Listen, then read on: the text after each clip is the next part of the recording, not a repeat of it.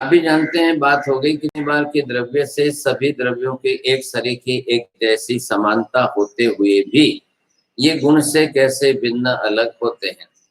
अब यहाँ बात किसकी थी कि नंबर एक, जो कुछ असतवादी थे, असत कार्यवादी,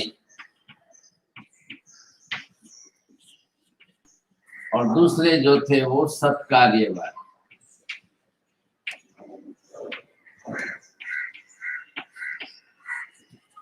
सत्कार्यवादी सत से ही विद्यमानता अस्तित्व स्वीकारते थे। असत से कभी पदार्थ उत्पन्न नहीं होता है। नैयायिक कुछ अपने इस मत में चले कि जिसके कारण उन्होंने अपनी तरफ से एक बात ऐसे बैठा दी कि मृत्तिका, मिट्टी में घड़े का असत भाव।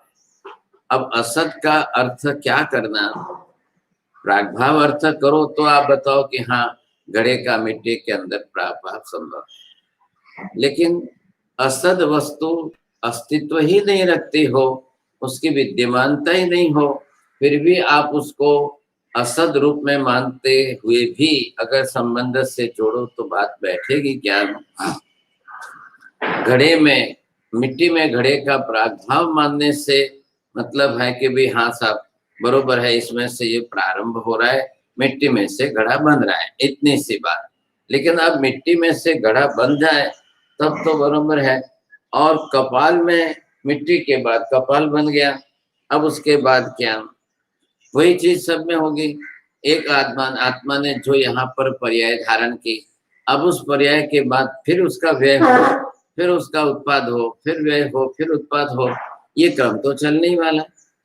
पदार्थ तो अस्तित्व में रहता ही रहता है, काल तो उसकी मात्र एक विवक्षा करता है कि हाँ साहब भूतकाल में था, वर्तमान काल में है, भविष्य काल में होगा, रहेगा, नहीं रहेगा। अब जिसके लिए जो वर्तमान तो कितना रहा, अल्पकालीन है। अब भूतकाल चाहे उसका कम रहा, ज्यादा रहा, जितना रहा, जितने टाइम तक रहा, व्यवहार तो भूतकाल में होगा। तो वर्तमान में जो पर्याय है उसके लिए आप भूतकाल को जो है असत मान लोगे। आज हम वर्तमान में कोई युवा है, कोई वृद्ध है, लेकिन उसको भूतकाल, उसका भूतकाल 10 साल भी तो पहले का भूतकाल है, 2 साल पहले का भी भूतकाल, 2 महीने पहले, तो उसको असत मान लेना क्या, ऐसा तो नहीं होना चाहिए। कालिक दृष्टि से मिट्टी जो है, मिट्टी पर्याय में थी तब भी मिट्टी थी, वर्तमान काल में घट बन गया तब भी मिट्टी का द्रव्य, घड़े मिट्टी का घड़ा, अब इसमें भी मिट्टी है पर्याय आकार में।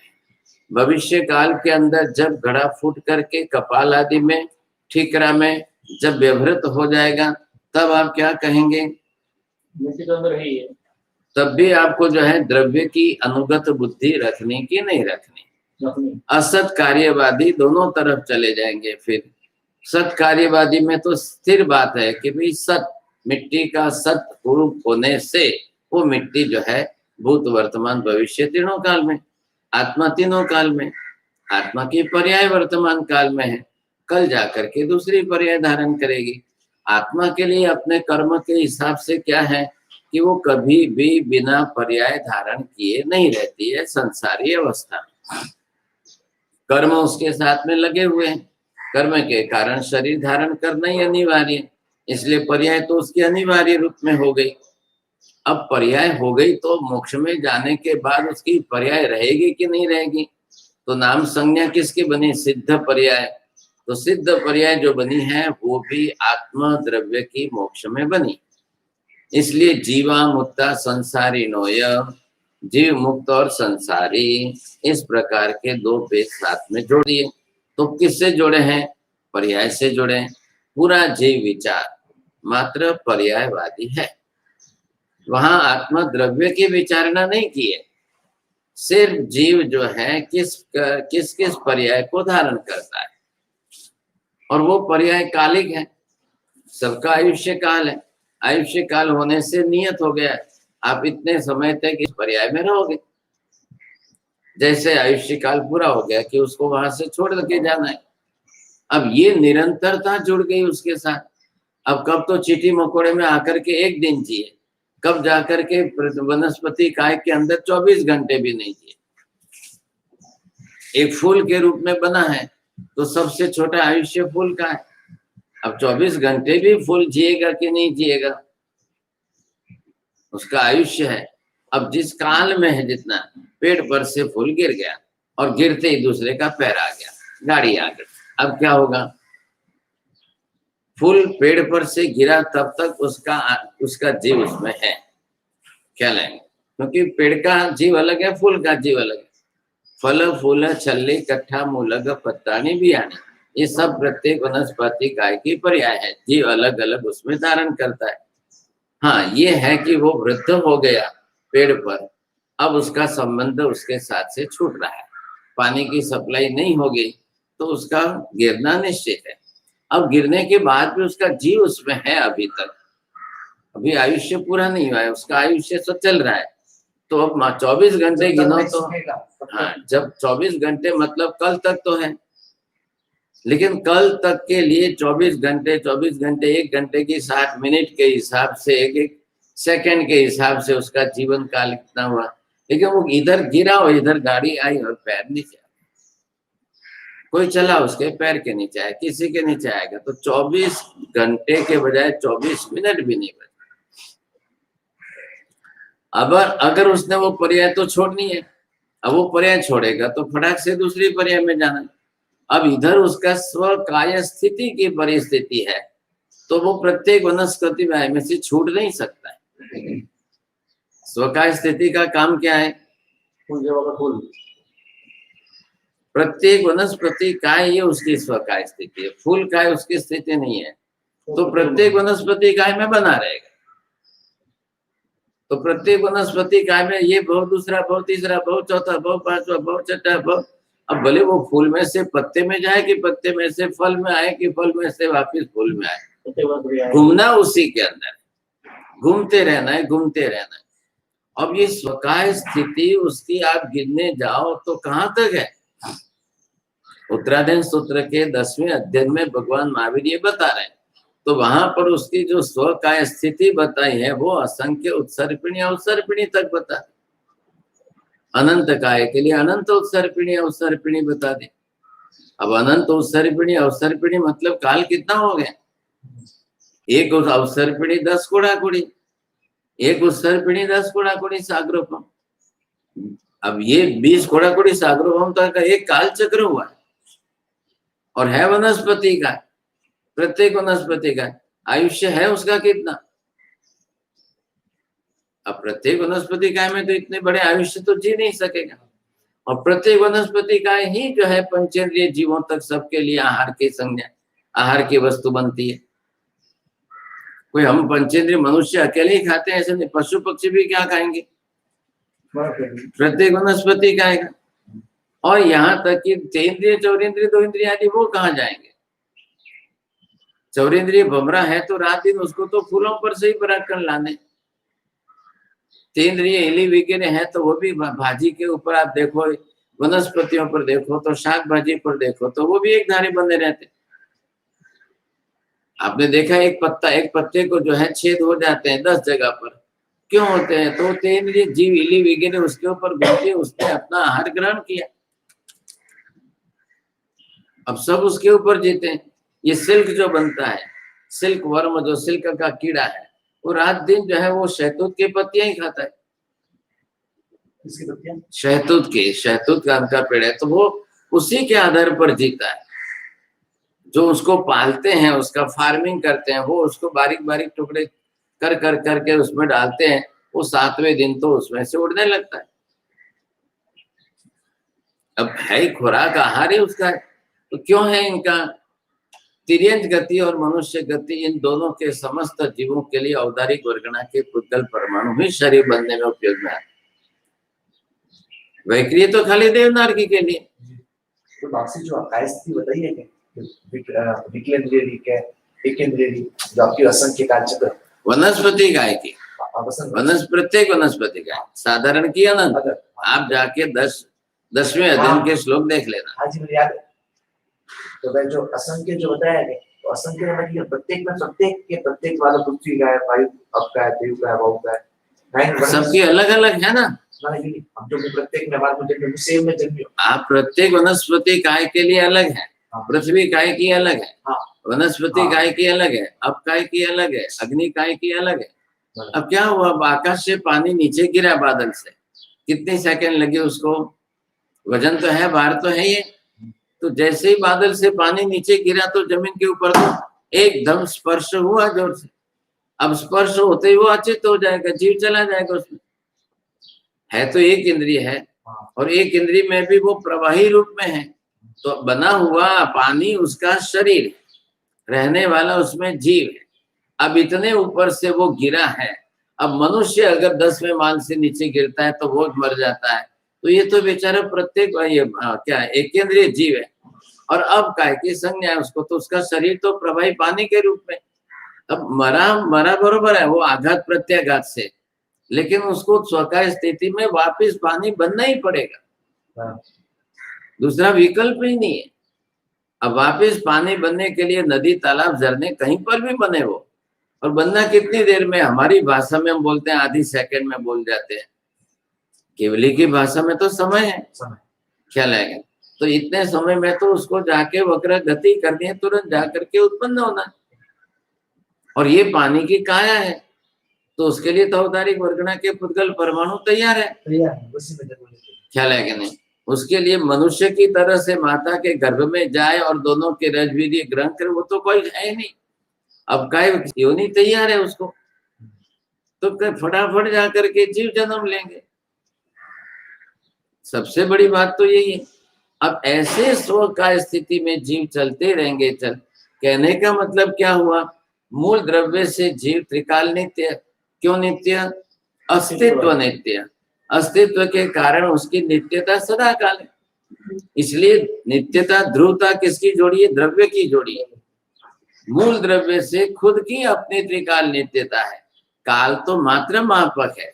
ये यहाँ पर क्या कहते हैं कि हमणा जाने अर्थ तेजे इमा अतीत जे जनाई, वर्तमान पर्याय तेज वर्तमान तथा।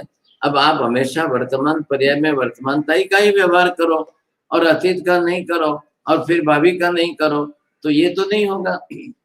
इसका मतलब पदार्थ वर्तमान में है तो भूतकाल उसके लिए असत थोड़ी हो गया, भविष्य कोई असत थोड़ी हो जाएगा।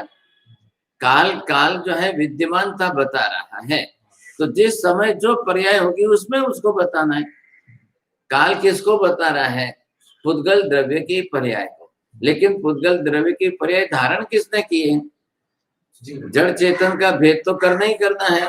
अब जड़ चेतन का भेद करना है तो पुद्गल का बना हुआ शरीर जड़ है। अब वो चाहे अग्नि काय के लिए है, चाहे वायु काय के लिए, चाहे अब काय के लिए। काय मतलब शरीर, उधर काया शब्द जो है वो शरीरवाची है, और इधर जो है उसके अंदर जीव द्रव्य चेतन आत्मा है। अब वो जाकर के जीव अपने स्वकर्मानुसार उस पर्याय को धारण करेगा तो ही उसका जीवन व्यवहार चलेगा, नहीं तो नहीं। अब जितना भी हो, ये आप समझे कि ये 1 लीटर पानी है। अब इस पानी के अंदर जीव तो असंख्य है, ये बना हुआ आपको जो दिख रहा है ये तो पानी है। अब ये पानी के अंदर जीव कितने हैं, असंख्य। किसको ये पता चले कि इसमें नए जन्मे पुराने मरे, नए जन्मे पुराने मरे। 1 लीटर पानी सुबह से लेकर के कल तक पड़ा है, पर्याय क्या दिखेगी आपको, पानी पानी पानी पानी पानी। अब पानी देखते ही पर्याय बुद्धि क्या है लोगों की, या तो पीना है या हाथ धोना है या उपयोग करना है, कि पानी के साथ व्यवहार रोज का है। अब केवली भी तो इस बात को देख रहे हैं ना। इतना देखते हुए भी केवली ने अब सबके लिए पानी का निषेध कहाँ किया।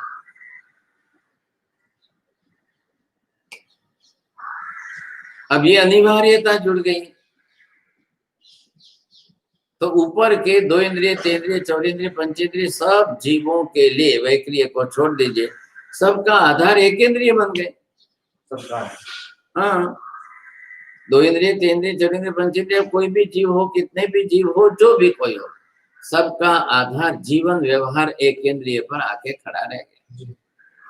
इसलिए दुनिया के अंदर एक तरफ जो है 2 इंद्रिय, 3 इंद्रिय, 4 इंद्रिय, 5 इंद्रिय, मतलब विकलेंद्रिय और पंचेंद्रिय, और एक तरफ 1 इंद्रिय। अब भगवान को पूछा गया कि भगवान दोनों में संख्या कितनी है, समान है कि विषम है,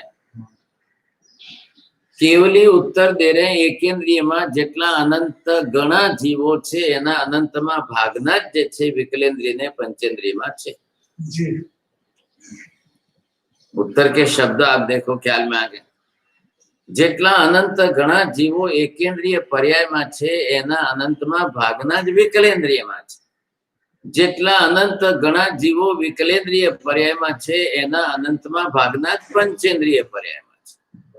જેટલા અનંત ઘણા જીવો અસંગની પંચેન્દ્રિય પર્યાયમાં છે એના અનંતમાં ભાગના જ સંગની पंचेंद्रिय पर्यायમાં છે।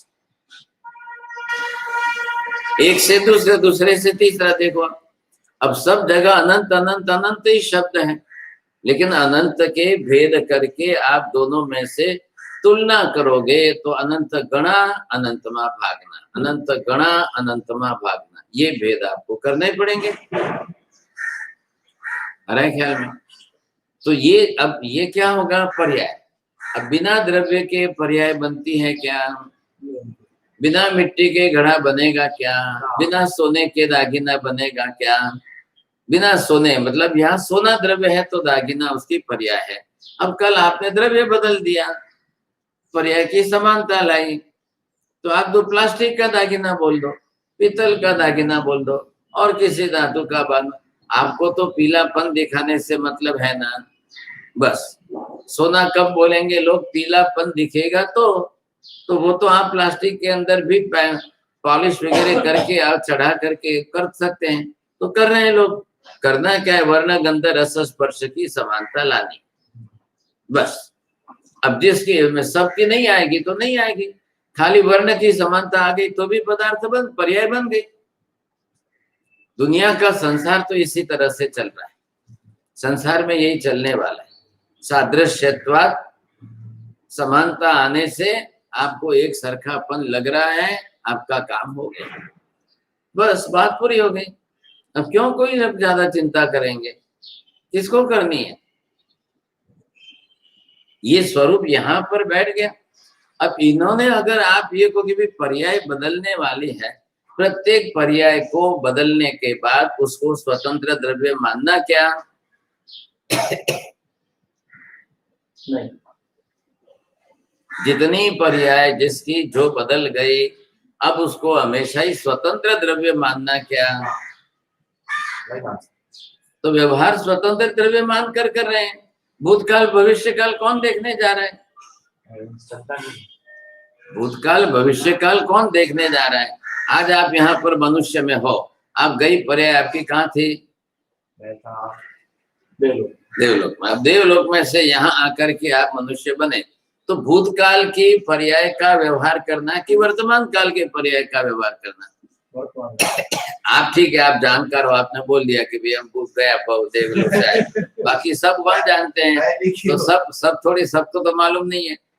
अब यहाँ से भविष्य की पर्याय आपकी, यहाँ से जाएंगे तो दूसरी भविष्य पर्याय बनेगी, अब वो भी मालूम नहीं है, तो वर्तमान पर्याय को द्रव्य कह करके व्यवहार किया जा रहा है। अनभिज्ञत्वात्, क्या? भूत भविष्य पर्याय अनभिज्ञत्वात्। तो इसके लिए भी इन्होंने तो अलग ही बात कर दी। क्रिश्चियन लोग, मुस्लिम लोग, इन्होंने सर्वथा अलग बात कर दी। न भूतकाल विद्यते न भविष्य काल विद्यते, न भूतकाल में कोई पर्याय थी न भविष्य में पर्याय बनने वाली है। They are not believing in the rebirth process, there is no next life. अब ये उनके अंदर बदतो व्याघात क्या है? If you are denying that there is no next life, then why you are believing that hell and heaven is also in the system? स्वर्ग और नरक क्यों बताया फिर? जब आप ये कह रहे हो, सिद्धांत स्थापना हो रही है कि there is no next life, nothing. Who is dead? Not, they are not dead. They are just sleeping in the grave. The day of judgment will come and the God will come on earth, and that day of judgment the God will give you the judgment. If God will come back again and he will just awake, utter the word, yes, awake, stand up. So all the people, those who are sleeping in the grave, they will awake within the second. अब ये उनकी मान्यता है, ख्याल है कि नहीं? ऐसी हालत है। अब उनको बोलो कि आप जो है 100 साल के बाद वो ग्रेव जो है कब्र खोलने जाओ तो हार पिंजर भी मिलता है, बाकी का तो सब समाप्त हो जाता है, तो कैसे उठेगा, क्या करेगा? Don't ask this question, it's a God's grace, everything is happening according to the God wish, whatever it may be, don't worry about that, God is great, बस ये उनके पास है। तो वो मरते, जीव मरा, जीव बदला, पर्याय बदल गई, गया जीव गया, वो उनकी मान्यता ही नहीं है, तो उनके लिए मूल द्रव्य है ही नहीं, समझे कि मानने की कोई बात ही नहीं है। अब उनको go, if you are saying that there is the life in the human body, so why it is different from the other animal body? Because that all the physical activities are same in the human and the animal. मनुष्य में और पशु पक्षियों में सारी क्रियाएं समान है, आहार निद्रा भय मैथुनम च सामान्य में तत् पशु भी नराणम। अब जब सब में सामान्य है तो why should to differentiate from that? अब मनुष्य में ह्यूमन बॉडी के अंदर आपके कहने के हिसाब से अगर चेतना है, the life is in that, what is the difference on? They are saying that man is the intellectual level, men have that much intellectual, due to that intellectuality there is a life in the man body. अब उनको बोलो कि मनुष्य ज्यादा बुद्धिमान है कि कुत्ता है, हाथी है, घोड़ा है, एलिफेंट है, all these animals are also having such type of intellectual level which is more than the human body. मनुष्य भी जिसको नहीं ढूंढ सकता है, कुत्ता उसको पकड़ के लाता है। Why should not to prove that there is a life in the dog? The dog is also animal. So dog is one type of animal. There are such type of different, so many animals are living on the earth. तो उनके अंदर भी life मानो, जीव मानो, और जब मर गया लाइफ मान करके आप बोलते हो कि मर गया, और पशु पक्षी में लाइफ न मानते हुए बोलते हो कि मर गया, तो what is the difference between two? मनुष्य की लाइफ अगर मरने के बाद जाती है, इज इट सेपरेट और not? Is it separate from the physical body और नॉट? इतनी सामान्य बुद्धि जो हम लोग विचार कर सकते हैं, और वैसी बुद्धि जीसस में नहीं आई, और जीसस में नहीं आई और उसने बाइबल के अंदर सब ऐसी उटपटांग बातें लग दी, और फिर contradictory statement which is opposite from one statement to another statement. In the first chapter of the gospel, Jesus is saying that thou shalt not kill at all. So what is the meaning of at all? What is the order? एमना धर्म प्रमाणे आज्ञा क्या है? ईश्वर की, Jesus की 10 मुख्य आज्ञाएं। अब वो उसमें पहले नंबर पर लिखते हैं कि thou shalt not kill at all, कोई ने पण मारशो नहीं।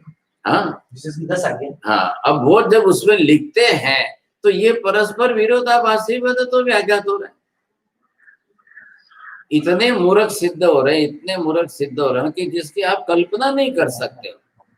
ख्याल है कि नहीं? कोई अज्ञानी जीव, कोई सामान्य जीव तो ऐसा सोच भी नहीं सकता। एक तरफ आपने क्या कहा? हाँ, thou shall not kill out, एक तरफ का, दूसरी तरफ कहना कि animal have no life at all. तो फिर उसको मारना में एट ऑल शब्द का उपयोग for what purpose you are giving this? अब वो कहाँ बात कह करके छोड़ देता है? There are the 13 years of the life of Jesus which was the secret life of that, where he was, what he had done, what type of his commandments, nobody knows about that. 13 बरस तक जो है Jesus कहाँ छिपे रहे और कहाँ थे और क्या किया और क्या आदेश दिया था, कुछ भी पता नहीं चलता है। इसलिए उनके अंदर वदतो व्याघात आ रहा है। और ये बात भी आ रही है कि 13 बरस वो हिंदुस्तान में छिपे थे, हिंदुस्तान में आकर रहे थे, वो अन्य अन्य धर्मों में से अभ्यास करके मुझे बाइबल में लोगों को क्या देना है, otherwise there is no life at all. वो उनको फांसी पर चढ़ाया, सूली पर चढ़ाया, उस बात को लेकर पकड़ के बैठ गए। बाकी उनकी पूरी लाइफ के अंदर इधर उधर देखने जाओ तो क्या उनकी लाइफ क्या है? जीवन उनका कैसा है, किस तरह से उन्होंने क्या किया?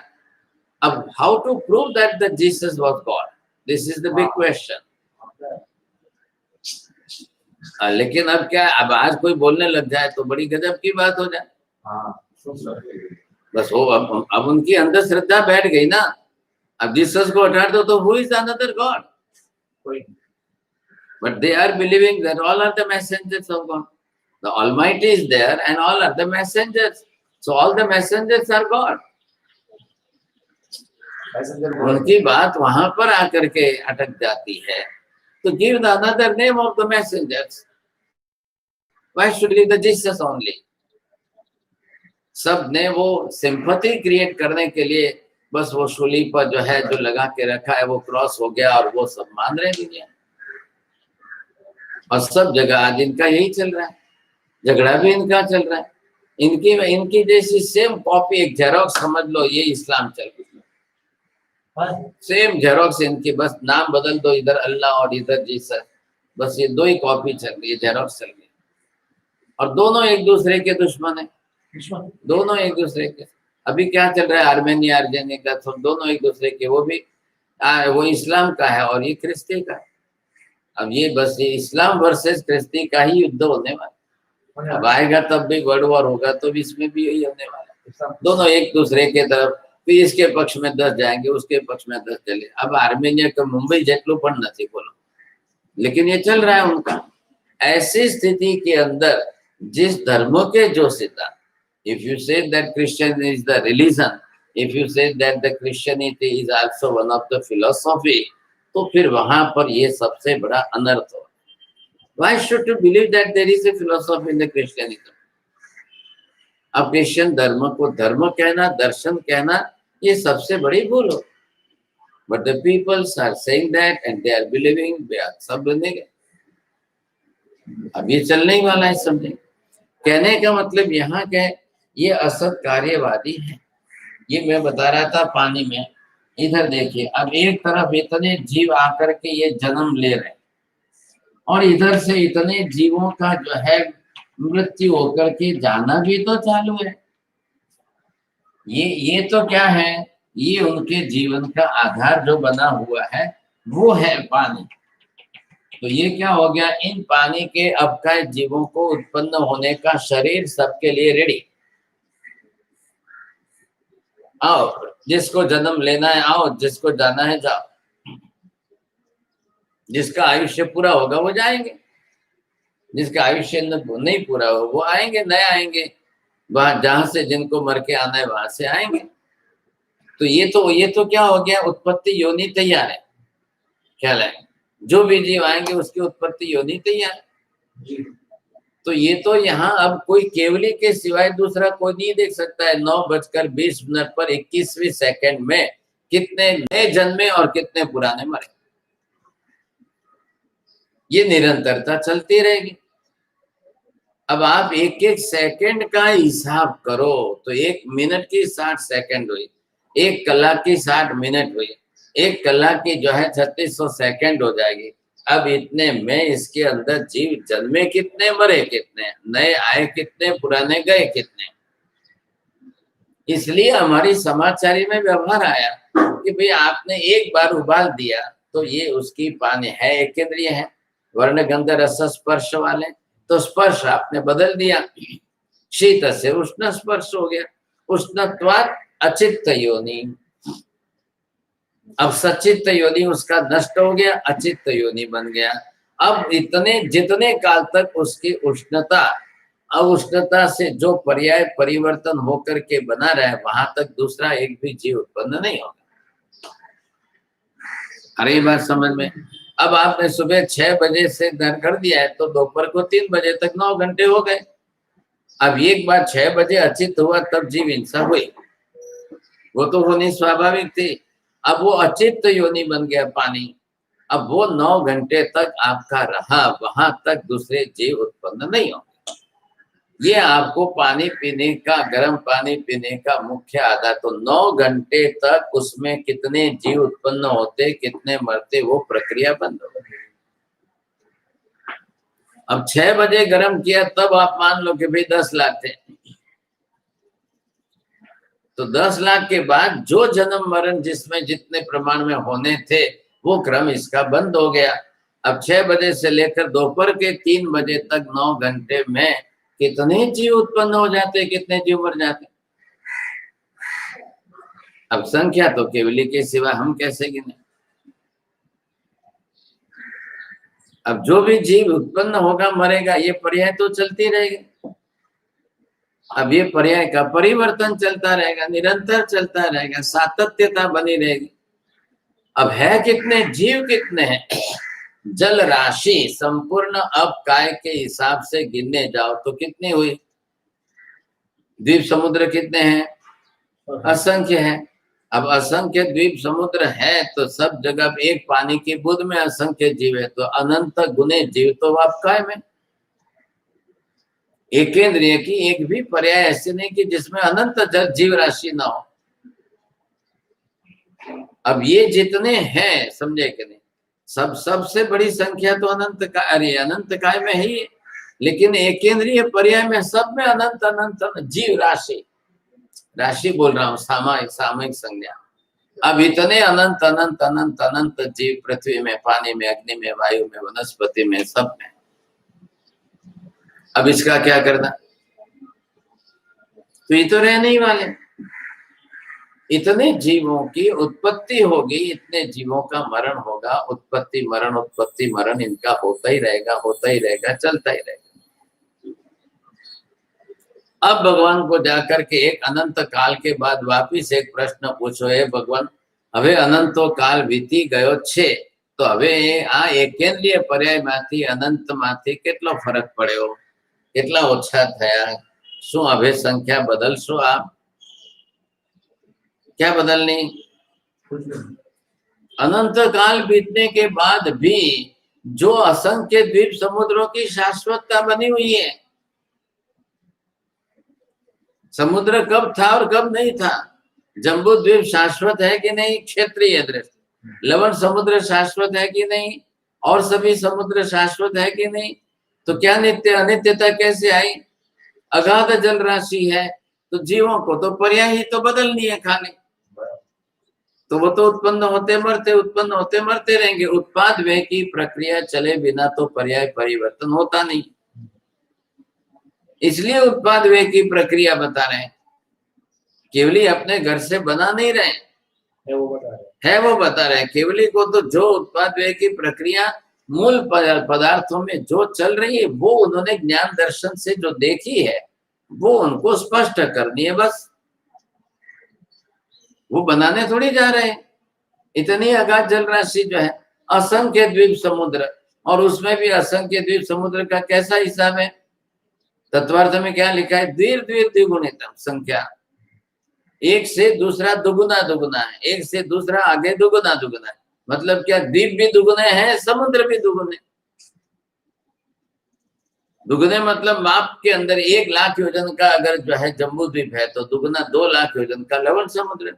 अब 2 लाख योजन का लवण समुद्र तो 4 लाख योजन का घातकी खंड है, 4 लाख योजन का घातकी खंड है तो 8 लाख योजन का कालोदधी समुद्र है। अब वो 8 लाख योजन का है तो पुष्कर द्वीप जो है 16 लाख योजन का है। एक योजन कितना हुआ और उसके बाद 16 लाख का गुणाकार करो। अब उसके बाद फिर समुद्र है। वलयाकार स्थिति में क्या लायक? वलयाकार स्थिति में एक से दूसरे तो एक केंद्रीय जीवों की राशि कितनी हुई और उसमें उनके देह पर्याय से भेद किया। ये पृथ्वी का है, ये पानी का है, ये अग्नि का है, ये वायु का है, ये वनस्पति का है, बस। एक केंद्रीय पदार्थ तो सेम है, एक केंद्रीय पर्याय नहीं बदल रही है। अवान्तर पर्याय वो पृथ्वी, पानी, अग्नि, वायु, वनस्पति की बोल रही, बदल रही। अनंत अनंत अनंत अनंत काल कितना भी बीत जाए तो भी अंतिम लास्ट जो है अनंतवे केवली को भी यही उत्तर देना पड़ेगा। एक केंद्रीय पर्याय में अनंत अनंत जीव, अनंत गुने जीव। तो संसार की शाश्वतता ऐसे सिद्ध हो रही है। अरे आपको ख्याल में कि आप संसार की शाश्वतता पर एक पुस्तक लिखो, 1000 पन्ना,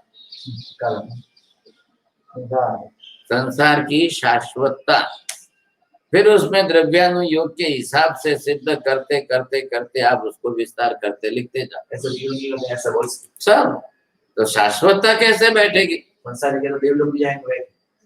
संसार मतलब सब आया कि बाकी रहा? आप भी कैसे प्रश्न कर रहे? तो उसकी पूरी शाश्वतता जो आएगी वो किस रूप में आएगी? मैंने एक अलग विषय तीर्थंकर की शाश्वत व्यवस्था लिखी है। मैंने एक उसका एक विभाग, एक छोटा सा विभाग लिया। अब पूरे जगत की शाश्वत व्यवस्था कितनी बड़ी, और तीर्थंकर का होने का प्रमाण तो 24। तीर्थंकर तो पूरे एक अवसर्पिणी काल चक्र में 24 होंगे और एक उत्सर्पिणी काल चक्र में 24 होंगे, वो भी भरत ऐरावत के, और फिर वापस 5-5 भरत और 5-5 ऐरावत, तो उसका भी गुणाकार करते गए। तो ये गुणाकार करके मैंने उनकी भी अनंतता सिद्ध की है, और फिर होने का क्रम शाश्वत होते ही रहेंगे। ऐसा एक काल चक्र भी खाली गया है, एक अवसर्पिणी खाली गई है, एक भी चौथा आरा कभी खाली गया कि एक तीर्थंकर ही नहीं हुए। चलो ऐसे ऐसे आप अछेरा ला करके बता दो, तो ऐसे अछेरे नहीं होते।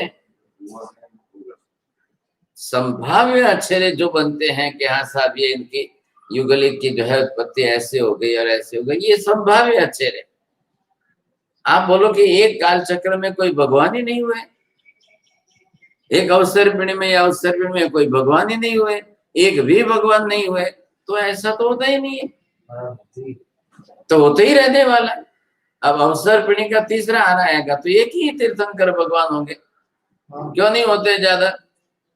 चौथे आरे से तो तीसरा आरा डबल है, चौथा आरा तो एक ही कोड़ा कोड़ी साग रूपम का है, तो तीसरा आरा 2 कोड़ा कोड़ी का साग रूपम का है, तो 24 के हो गए 48 हो जाएंगे।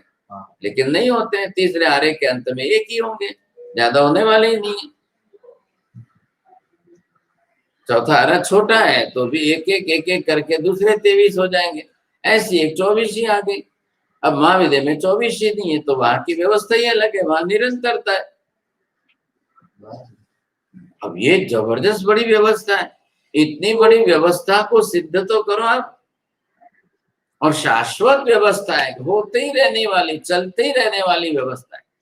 अब कोई इस दिशा में सोचता नहीं है, कोई इस दिशा में विचार नहीं करता है। मैंने सोचा कि ये अछूता विषय है और मुझे जम गया, तो मैंने कलम उठा ली। अब वो तो और अभी पूरी होगी तब की बात है ना, वहां आकर के रुकी हुई है। अब ख्याल आया कि नहीं, तो वो तो विस्तार करके पूरा विषय तो पूरा करेंगे। अभी तो पहले ही बात छपाई, अभी तो आगे बहुत ख्याल आए। अब इस स्थिति के अंदर यहाँ पर क्या है?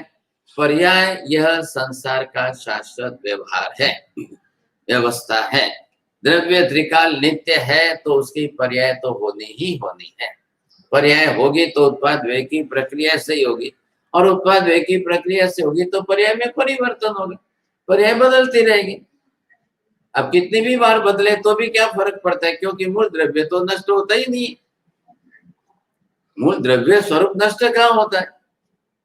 अब ये पृथ्वी पानी अग्नि वायु वनस्पति तो सब पर्याय है, तो पर्याय क्या नष्ट होती है?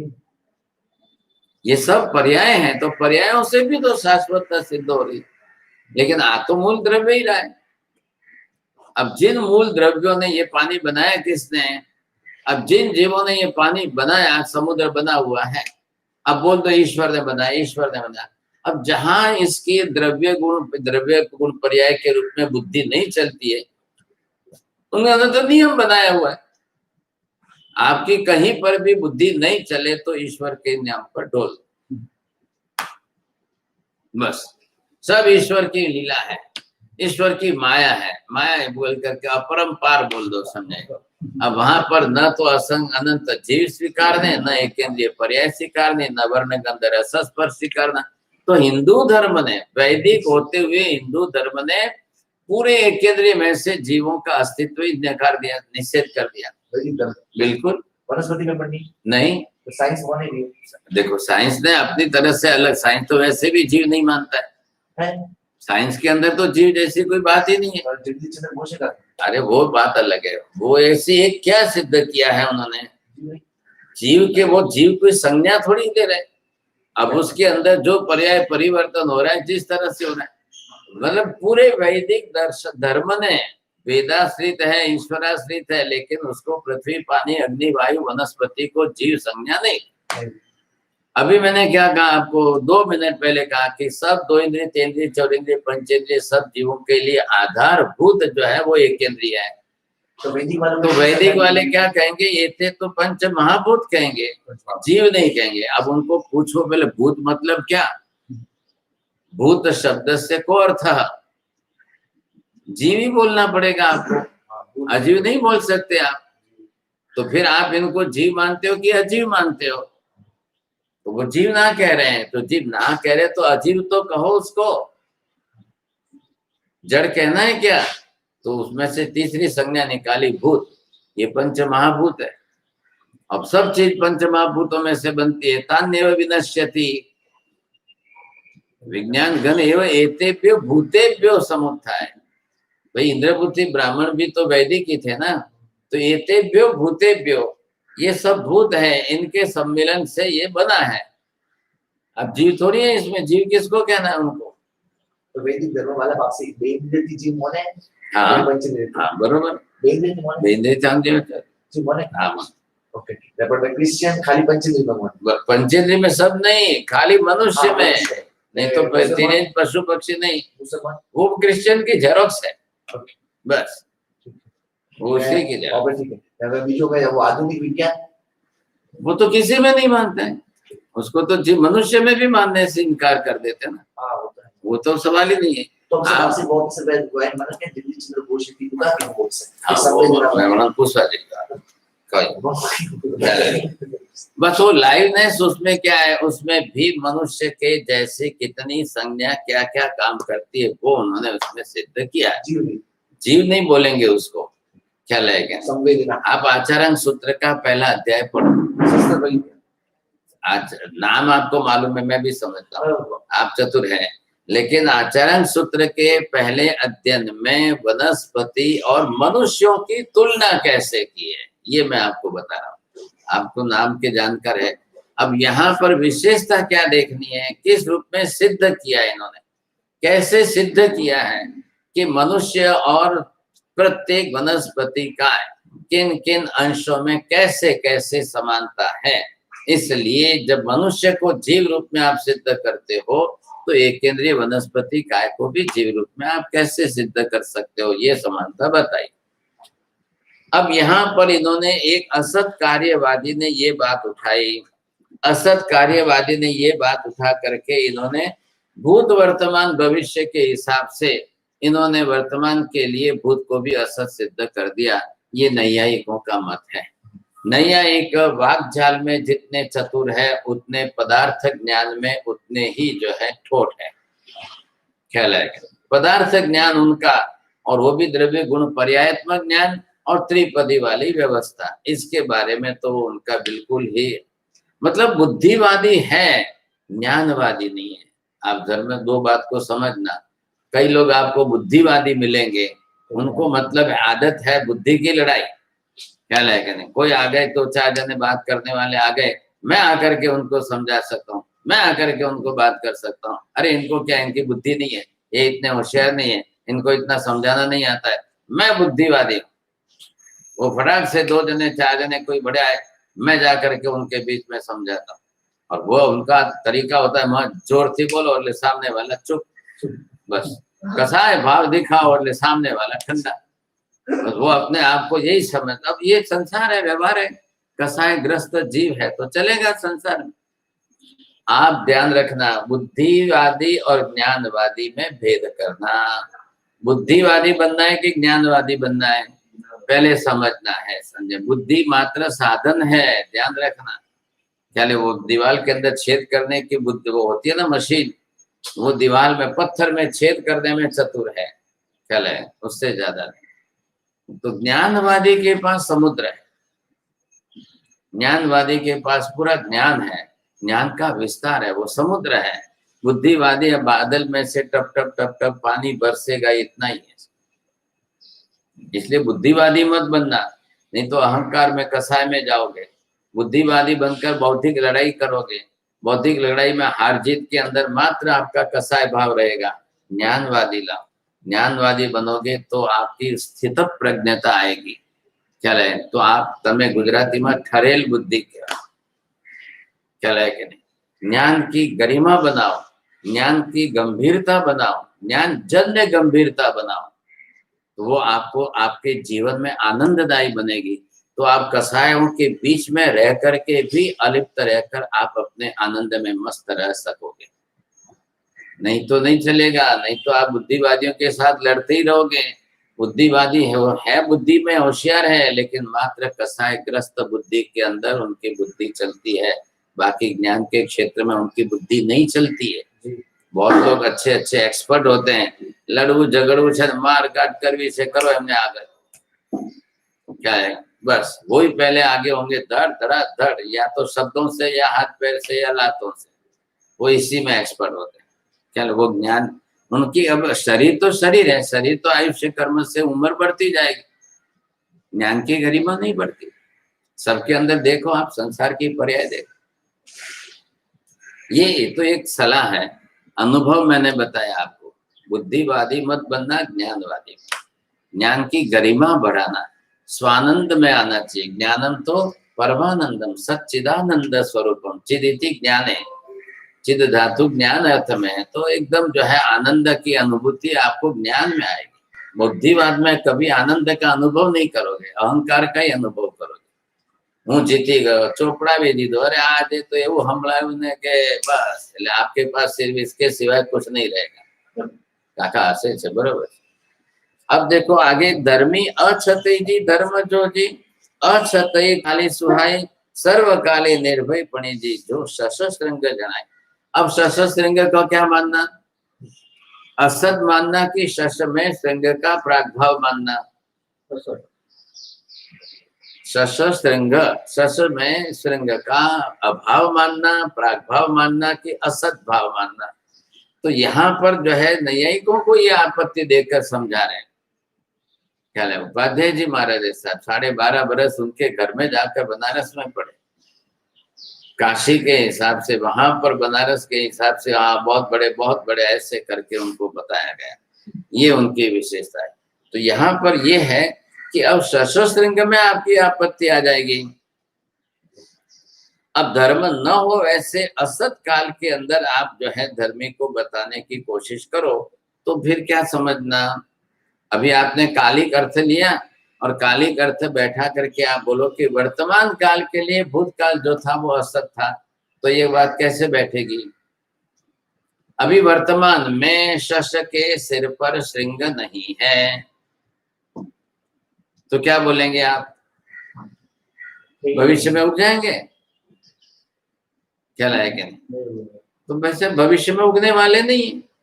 तो शश तो है, वो तो हमेशा ही तीनों काल में श्रृंग रहित ही है। लेकिन ये अगर आप शश श्रृंग आदि की जैसी बात करोगे तो ये आप इस तरह से, अब इसमें देखिए घट के बाद कपाल बन गया या पर्याय परिवर्तन आ गया। अब जैसे पर्याय परिवर्तन हुआ तो भी उसके अंदर ज्ञेयाकार बुद्धि बनी है कि नष्ट हो गई? नंबर 1, इधर ये है मिट्टी।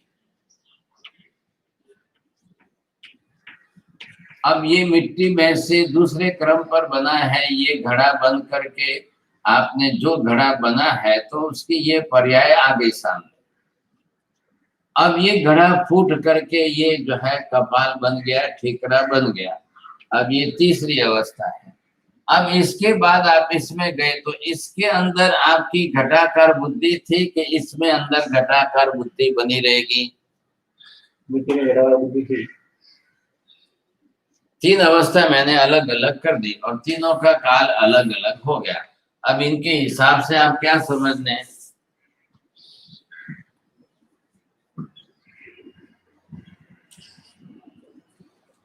तीनों में ये घड़े की बुद्धि है। तीनों में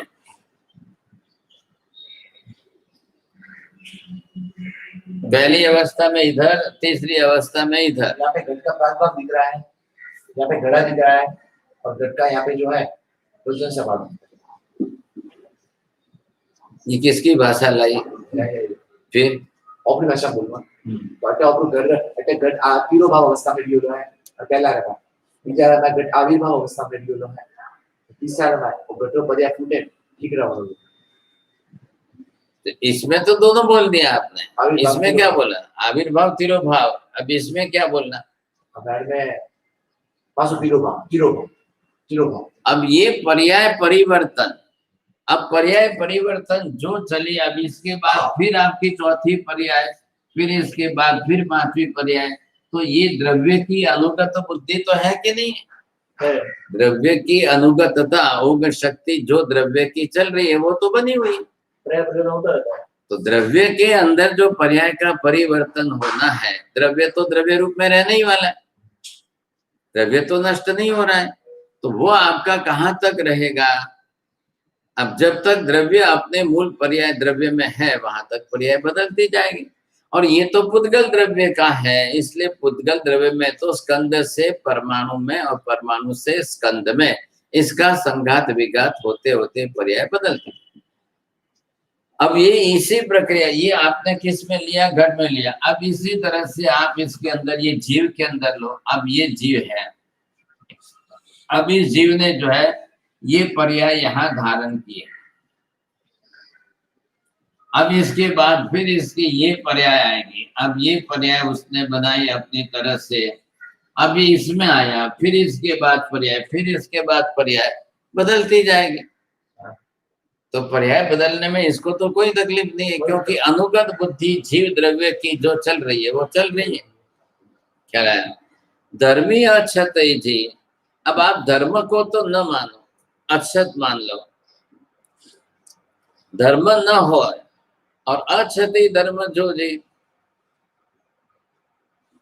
धर्म को आपने असत मान लिया और धर्मी को आप देख नहीं रहे हो साहब। धर्मी अगर सिर्फ सामने फिर भी आ रहा है, अब निर्भय रूप से आप सर्व काल में सशस्त्रलिंग को कैसे बताएं? धर्म असत्य धर्म असत्य धर्म है। अब धर्म धर्मी का संबंध है कि नहीं?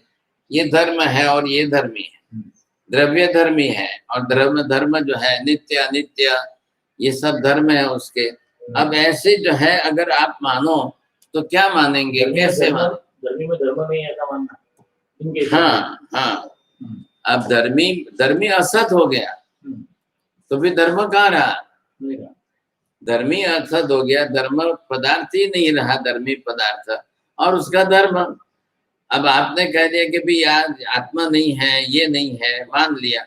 अब उसका धर्म नित्य तो अनित्य तो मानोगे। तो जब भी आप वाक्य प्रयोग करोगे तब क्या कहोगे?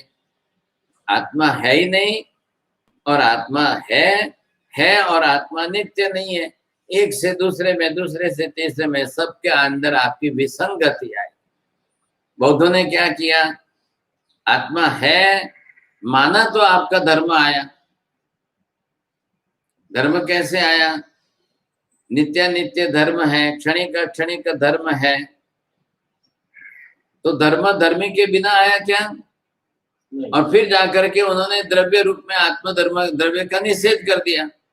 धर्मी कौन है? मूल आत्मा। अब धर्म तो मान रहे हो, क्षणिकम मान लिया, शून्य तो मान लिया, अनित्य मान लिया और धर्मी को छोड़ दिया। विसंगति समझने की कोशिश करो। बौद्ध दर्शन का थोड़ा भी ख्याल होना जरूरी है। विसंगति क्या कर रहे हैं?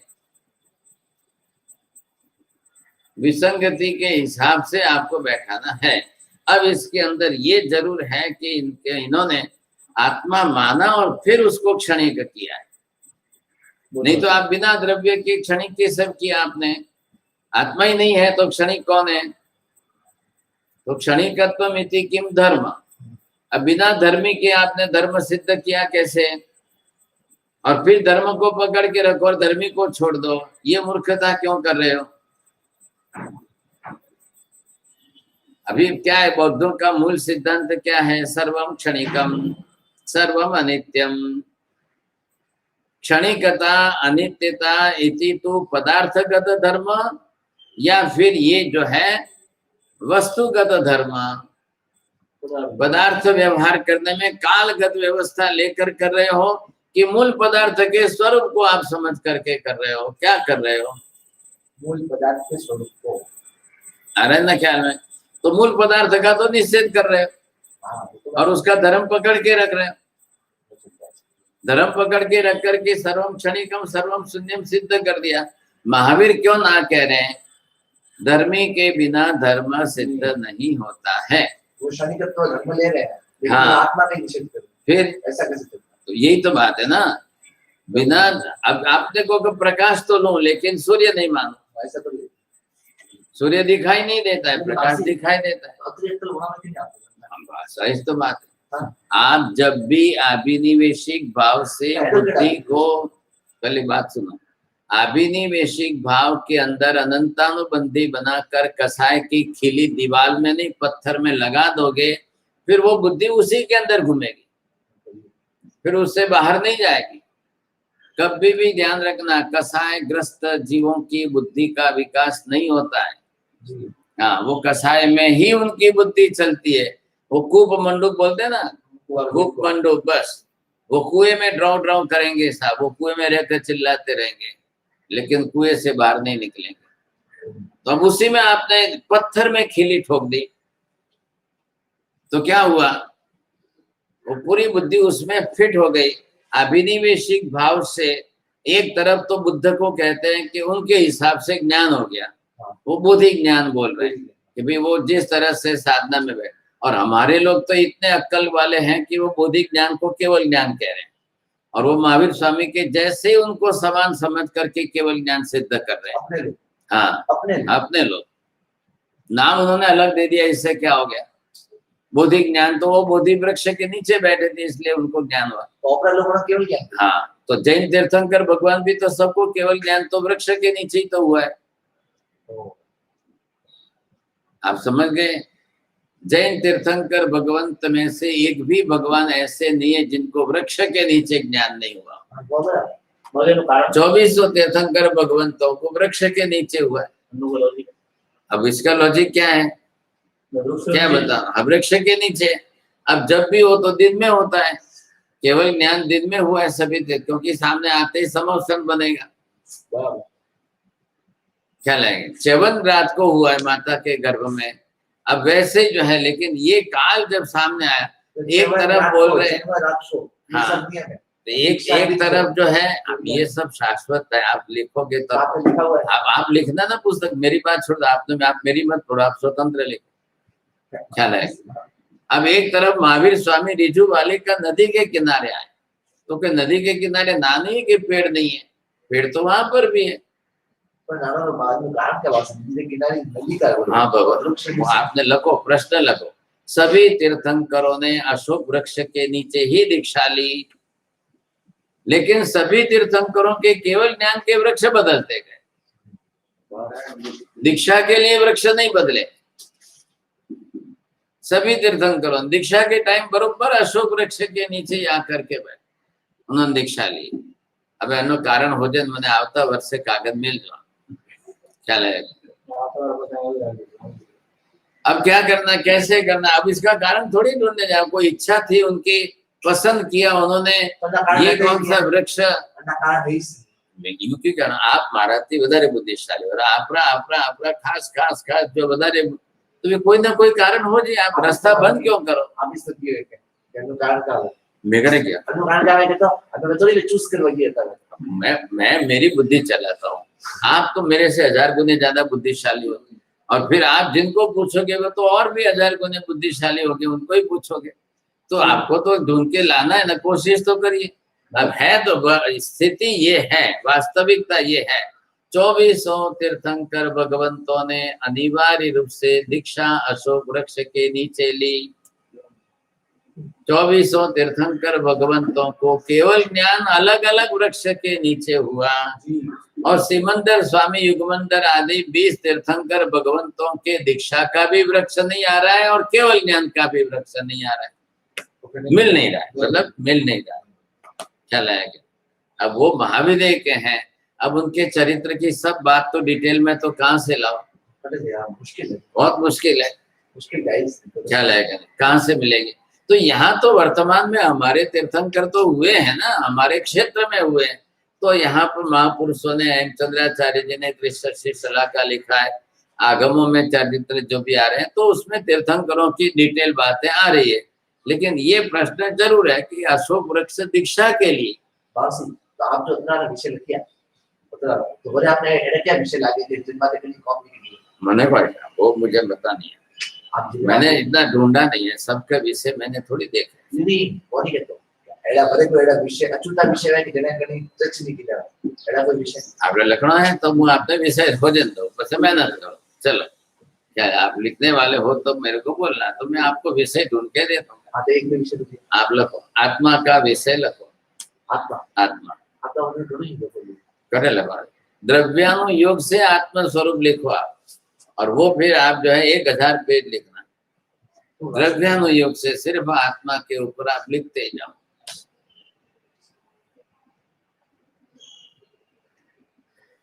आप लिखो तो मेरे को बोल देना, फिर मैं मेरा लिखना कैंसिल करूँ, क्योंकि मैंने भी एक नियम बना तो लिया, एक नियम किया कि भाई आत्मा के बारे में पुस्तक लिखनी है। आपने लिखी दीदी कोई नहीं मतलब द्रव्यानुयोग से लिखनी है, अब नए तरीके से लिखनी है। ओके भी सब हाँ ये सब लिखना पड़ेगा, अरे इसमें बहुत लिखना पड़ेगा, 500 पेज से कम तो नहीं होगा। बराबर सरल विषय सरल तो फिर आपका क्या है, आपके लिए तो सरल विषय आपके बराबर एडा कोई विषय है बहुत।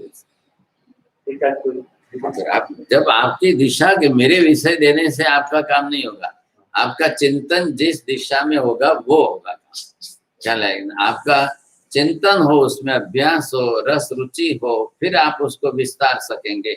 और मैं तो इतना ही विनती करता हूँ कि बिना द्रव्यानुयोग के आप विस्तार कर ही नहीं सकोगे, क्या लगेगा। अब ये उपाध्याय जी महाराज ये तो महापुरुष है, अब उस समय के काल में, उस समय काल में उनके सामने न्यायिक वैशेषिक वगैरह सब बहुत प्रचुर मात्रा में थे, और 350 बरस पहले का काल है, तो उस समय तो उनको सारा ही जो है रात दिन उनको नींद में भी जो है न्यायिक कोई कह रही है, बस वही उनको सामने आता था, क्या लगे वैशेषिक क्या करे, कहाँ भेद है इनका, किसके साथ पुस्तक और तो लेवल पर खूब भाषा को लेके पुस्तक आपके बात चिंता नहीं करनी, बस क्या लगे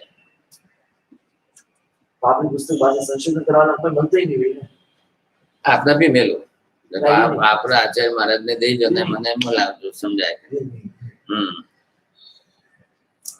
अब ये सब विषय ऐसे हैं इनके लिए।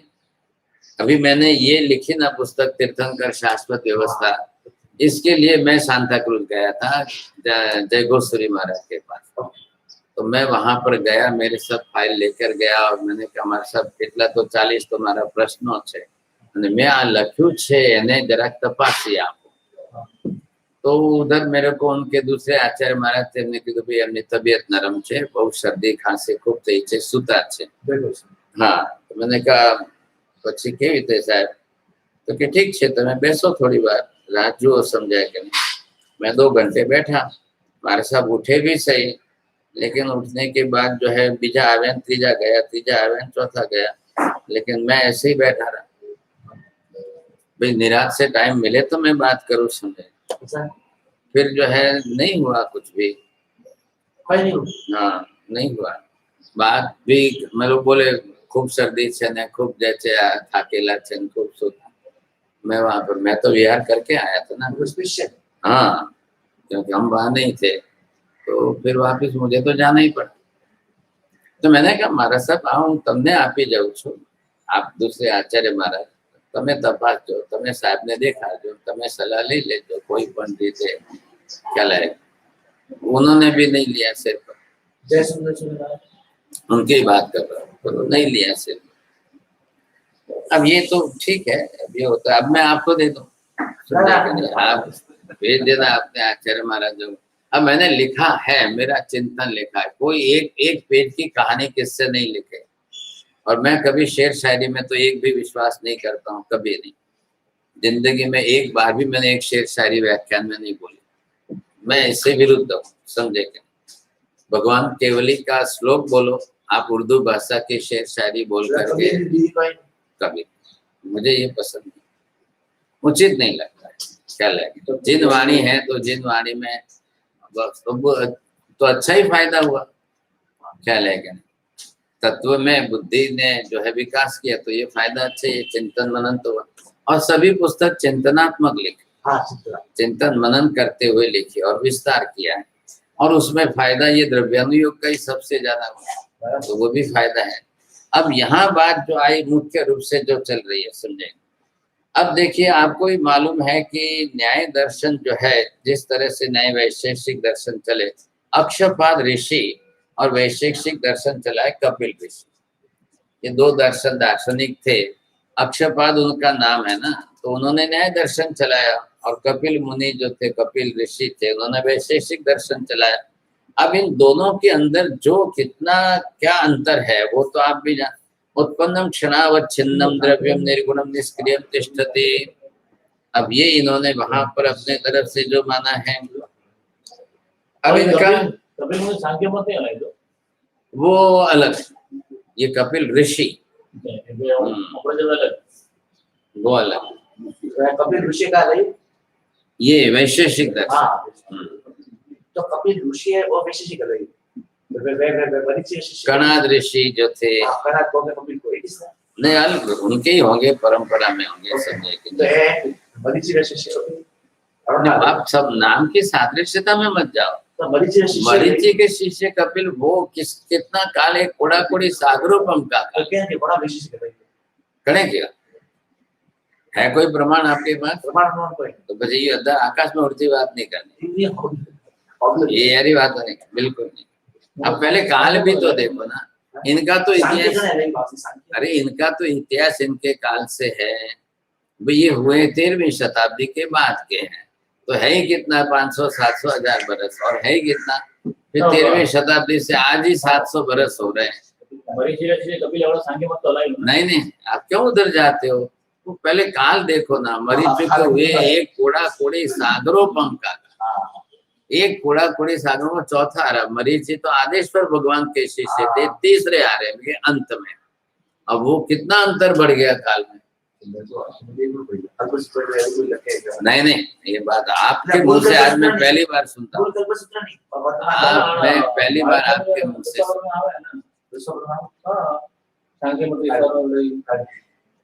इसमें क्या आप कल एक पे उसका फोटो लेके आओ, आप उसके जेरॉक्स निकाल के ले। अच्छा, आपके पढ़ने में आया है तो ध्यान में आएगा ना, निकालो, बात तो आएगी। अब यहाँ पर इन्होंने जिस तरह से बात बैठाई, अब आगे आप थोड़ा सा समझ लो इसके अंदर। अब ये ज्ञेयाकारता बुद्धि, आप पहले इधर समझिए, ज्ञानम इति किम ज्ञेयम इति किम, ज्ञेय ज्ञानाकारता ज्ञेयाकारता। अब इसमें कैसे बैठेगी बात?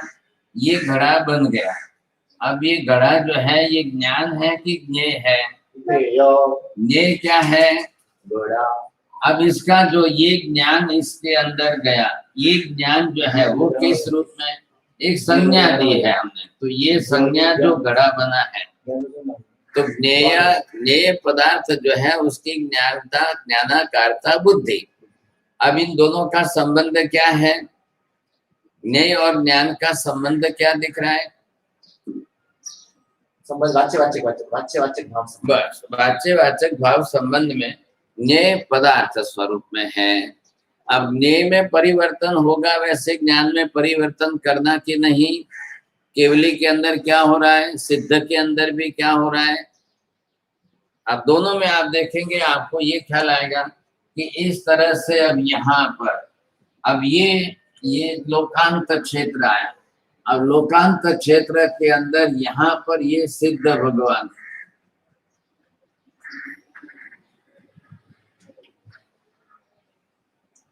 और ये पूरा लोक है। अब पूरे लोक के अंदर अनंत पदार्थ है, और इतने अनंत पदार्थ के अंदर पर्याय का परिवर्तन तो होना ही होना है। अब इधर देखिए, ये 7वीं नरक है यहाँ पर, और ये 7वीं नरक से एक जीव मर करके मनुष्य में आया, यहाँ से मर करके कोई वापिस 6ठी नरक में गया, अब यहाँ से मरकर कोई तिर्यंच गति में आया, यहाँ से तिर्यंच गया। ये क्या हो रहा है? ये पदार्थों में पर्याय का परिवर्तन। बरोबर, इधर देखिए, अब इनका जिसका जो भी कुछ हुआ है तो ये सब की पर्यायों का ये जो है केवल ये सिद्ध भगवान। अब सिद्ध के ज्ञान के अंदर दर्शन के अंदर इनकी पर्याय का प्रतिबिंब पड़ेगा कि नहीं। आपने ये दर्पण है, अब ये दर्पण में देखो ये आए वो गए, ये आए वो गए, तो जितनी देर वो 2 सेकंड के लिए कि 10 सेकंड के लिए भी इस दर्पण में उनका प्रतिबिंब पड़ेगा कि नहीं पड़ेगा। और वो गए तो वो प्रतिबिंब का पर्याय वापस जो है गई कि नहीं गई। ये क्या हुआ है, पर्याय से ज्ञेय पदार्थ का उत्पाद है। अब ये तो कोई रुकने वाला नहीं है 14 लोक के अंदर, जैसे जैसे परिवर्तन होता रहा वैसे वैसे ज्ञान का परिवर्तन। हाँ ये है के पर्याय का परिवर्तन। बस, तो अभी कौन है ये केवली है। अब इनका जो केवल ज्ञान यहाँ पर है तो ये सब का पर्याय का परिवर्तन अब इनके अंदर हुआ। और यहाँ जो हो रहा है वो क्या हो रहा है, उत्पाद व्यय हो रहा है। अब ये जो उत्पाद व्यय यहाँ पर जिस तरह से हो रहा है, इधर देखो ये किसमें हो रहा है, ये ज्ञेय पदार्थ के अंदर हो रहा है। अब ये जितने ज्ञेय पदार्थ के अंदर उत्पाद व्यय हो रहा है तो ये उत्पाद व्यय उनके ज्ञान में, केवली के ज्ञान में हो। अब केवली के ज्ञान में अगर केवली तो वहां पर पर्याय से तो स्थिर हो गए, द्रव्य पर्याय से सिद्ध हुए, अभी वहां देह पर्याय नहीं है। आत्मा द्रव्य पर्याय से सिद्धावस्था में स्थिर है। अब देह पर्याय मतलब द्रव्य पर्याय नहीं बदलेगी। अब क्या बदलेगी, गुण पर्याय। गुण क्या है, ज्ञान दर्शन है। ज्ञान दर्शन कितने, पूर्ण है। तो पूर्ण है तो पूर्ण जगत के ज्ञान, ज्ञेय पदार्थों के ज्ञान दर्शन उसमें प्रतिबिंबित होंगे, पूरे जगत के। तो पूरे जगत के अंदर कितनी पर्याय परिवर्तन होगी। और ज्ञान, केवल ज्ञान कैसा है, त्रिकालवाची है। केवल दर्शन कैसा है, त्रिकालवाची है। त्रिकालवाची मतलब अनंत भूतकाल का, अनंत भविष्य का, तीनों का सब उनके साथ में एक साथ हो रहा है। अब जब सब एक साथ में उनके अंदर हो रहा है तो यहाँ कितनी पर्यायों का परिवर्तन होगा, अनंत पर्यायों का। इसलिए उनका केवल ज्ञान भी अनंत कहलाएगा और केवल ज्ञान दर्शन में भी अनंत पर्याय का परिवर्तन होता रहेगा। आ रहा है ख्याल में। अब यहाँ उनका केवल ज्ञान केवल दर्शन है, वो जैसे ही वहां पर भी है तो यहाँ पर भी है। ये भी केवली यहाँ अरियंत स्वरूप में है। अब ये केवली जो जिस स्वरूप में है तो केवल ज्ञान तो दोनों का शरीक है, केवल दर्शन दोनों का शरीक है। यहीं से तो लेकर वहां गए। तो यहाँ जो केवली जिस स्वरूप में है तो सबके पर्यायों का परिवर्तन इनके अंदर भी होता ही रहेगा। ज्ञान पर्याय, ज्ञेय पर्याय के परिवर्तन में। इधर देखो ये घड़ा है, अब ये घड़ा यहाँ पर जो है ये फूट गया और ये ठीकरा बन गया। अब ये ठीकरा बन गया जिस तरह से बना है तो ये पर्याय का परिवर्तन, अखंड पर्याय में से खंड पर्याय में आ गया। तो ये भी उत्पाद व्यय की प्रक्रिया। अब ये भी जो है केवली के और सिद्ध के ज्ञान में भी पर्याय का परिवर्तन वहां दिखाई दे। ज्ञेय पर्याय और ज्ञानाकार पर्याय। तो ज्ञेय पर्याय किसकी है, पदार्थों की है। तो ज्ञेय के अंदर द्रव्य तो अनुगति है, पर्याय में परिवर्तन होता ही रहेगा। क्यों होगा, उत्पाद व्यय की प्रक्रिया से होगा। अब उत्पाद व्यय की जो प्रक्रिया जिस तरह से चल रही है, बन रही है, हो रही है, वो पर्याय का परिवर्तन होता ही रहेगा। तो क्या तकलीफ है, केवल ज्ञानी का ज्ञान अब त्रिकालिक ज्ञान हो गया है। अब केवल ज्ञानी का ज्ञान दर्शन जो है वो सादी अनंत भंग का हो गया है। अब वो विनाशी नहीं है, अविनाशी है, शाश्वत है। तो किसके साथ, गुण गुणी का अभेद।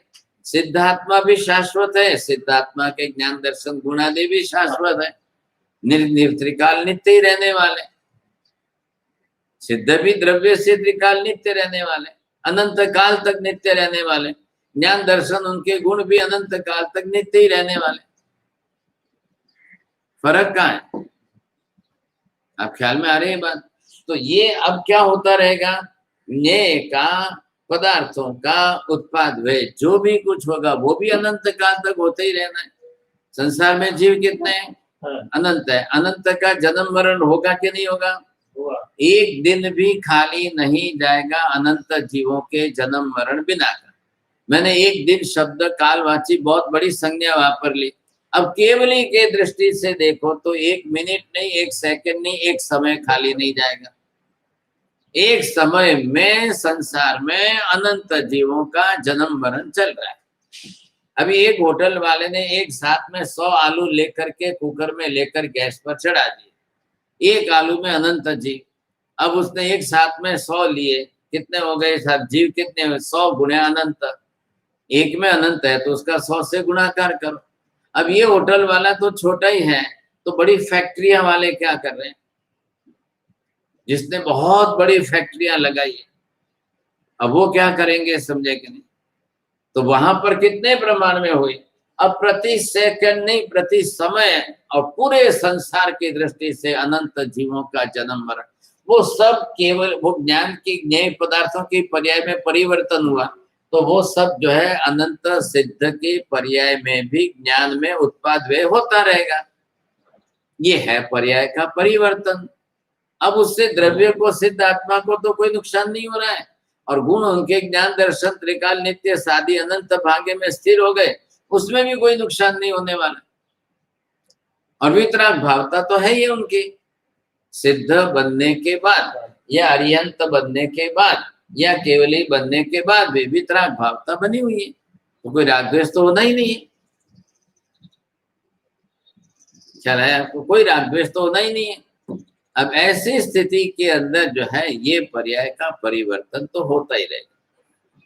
तो होता है तो ज्ञेयाकारता और ज्ञानाकारता।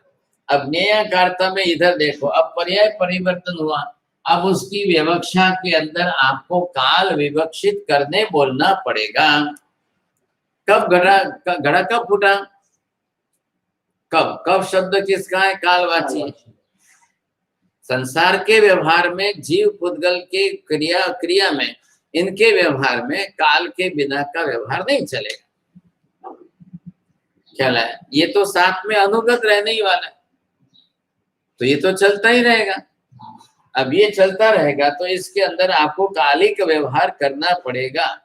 कालिक व्यवहार सबके साथ, जीव की पर्याय बदले तो काल का व्यवहार। कब मरे, कितने बजे मरे, क्या जन्मे, कब मरे, कब जन्मे, कितने समय में जन्मे, हर एक में उसको एक्चुअल टाइम देना पड़ेगा। अब जैसे माता की डिलीवरी हुई और वहां पर बालक धरती पर आया, बस वो टाइम ले। अब वो काल इतना महत्व का हो गया कि अब वैसे तो रोज ही चल रहा है। अब पूरी दुनिया के हिसाब से देखो तो किस मिनट में बालक का जन्म नहीं हो रहा है? घड़ी का कांटा तो घूमता ही जा रहा है ना, घड़ी का कांटा तो नहीं रुक रहा है। तो वो तो 1 मिनट में नहीं, 1 मिनट में तो कितने बालक जन्मते। अब इस तरह से ही संसार चलने वाला है। जेनो उत्पाद वे थे, प्रक्रिया बदलाई, तो काल तो लगा ही लगा। द्रव्य तो अनुगत है, लेकिन जीव ने शरीर बदला तो जन्म हुआ कि मरण हुआ, जन्म हुआ कि मरण हुआ। घटनाएं जो घटेगी उसका आधार तो काल बन जाएगा। अब ये जो बना तो उत्पाद व्यय की प्रक्रिया से ज्ञेय बुद्धि में परिवर्तन होगा। अब हमको तो व्यवहार करना है, केवली को, सिद्ध को तो व्यवहार करना नहीं है, लेकिन अब उनको भी वो वहां पर दर्पण की तरह से है, तो उनके अंदर ये तो परिवर्तन होता ही रहेगा, निश्चित रूप में होना ही है। तो ये परिवर्तन जब होगा तो क्या कहेंगे? ते माटे अछता तमोजी बोध न जन्म न होए, कार्य कारण नहीं सही थी क्षय अभेद इम जो इरे। अब इसके कार्य, इसके लिए आप वस्तु सर्वथा असत है ऐसा तो नहीं कह सकते हो। वस्तु को सर्वथा असत मानना ये आपकी बड़ी गलती होगी। असत बना क्यों? ये किसका चल रहा है? असत कार्यवादी, सत कार्यवादी।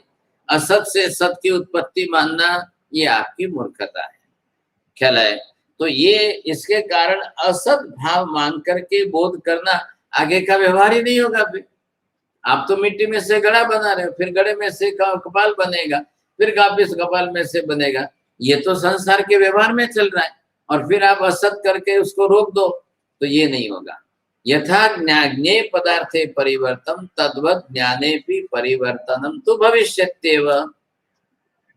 ज्ञे में परिवर्तन न हो तो ज्ञान में परिवर्तन नहीं होगा, और ज्ञे में परिवर्तन होता है तो ज्ञान में परिवर्तन होना ही होना है। ज्ञान तो जो है ज्ञेय पदार्थ क्या और ज्ञान क्या है, दर्पण है, और दर्पण के सामने सब वस्तु है। क्षेत्र जितना भी बड़ा है, दर्पण जितना बड़ा है, तो जो भी कुछ एक मक्खी भी उड़ेगी तो इसमें दिखेगी आपको, वो तो होना ही होना है। समझे, एक मक्खी भी उड़ेगी तो आपको इतने बड़े दर्पण में दिखेगी। तो ये ज्ञान है, इसमें ज्ञान हो रहा है। अब ज्ञान स्थिर स्थायी है, ये दर्पण के रूप में बिल्कुल स्थिर स्थायी बना हुआ है। अब ज्ञेय में परिवर्तन होगा तो इसमें परिवर्तन होगा, इसमें कौन सी बड़ी बात है। ते माटे अछदातनो जी बोधन जन्म नोय। अब वस्तु को सर्वथा आप जो है असत मान लो तो बोधपन, इसका बोध भी नहीं होगा। असत का बोध कैसे होगा? तो शीघ्र ज्ञान में परिवर्तन में वो क्या ज्ञान में परिवर्तन में बता?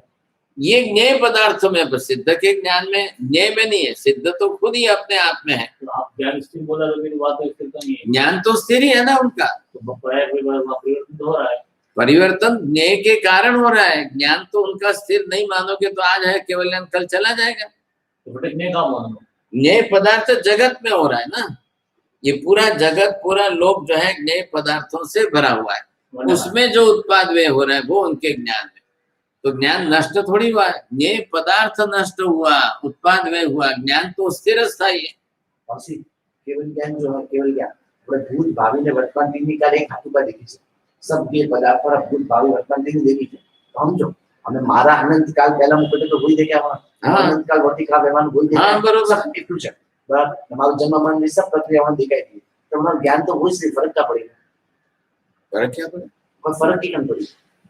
उत्पाद व्यय में, उत्पाद व्यय तो कालिक है कि नहीं है? उत्पाद जैसा उनका गुण ज्ञान त्रैकालिक है, उत्पाद व्यय तो वर्तमान कालिक है। जब होगा तब जिसका भी तो वो तो उनमें दिखाई देगा कि नहीं, पर्याय परिवर्तन हाँ बिल्कुल दिखाई, हाँ बिल्कुल दिखाई। वो किससे दिखाई दे रहा है? पर्याय परिवर्तन से। क्या रहेगा? नहीं, आपका द्रव्य तो बराबर है लेकिन पर्याय में परिवर्तन तो होता ही रहेगा कि नहीं। अब जो पर्याय में परिवर्तन जिस तरह से होता रहेगा, वो हुई थी वो भी देखी और होने वाली है वो भी देखे। बराबर है, इसमें क्या ना है। लेकिन जब जब आपका कालिक परिवर्तन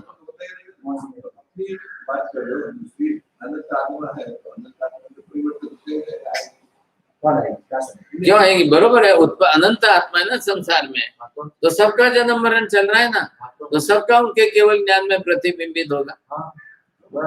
वो नहीं है, केवल दर्शन में दिखाई देगा।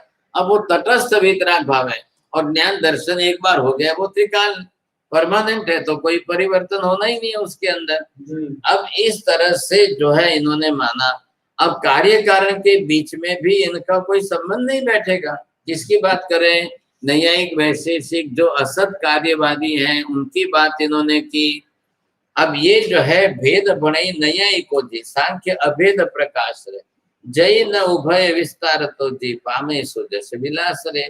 अब ये देखिए, आपको ख्याल आ गया भेदवाद किसने चलाया?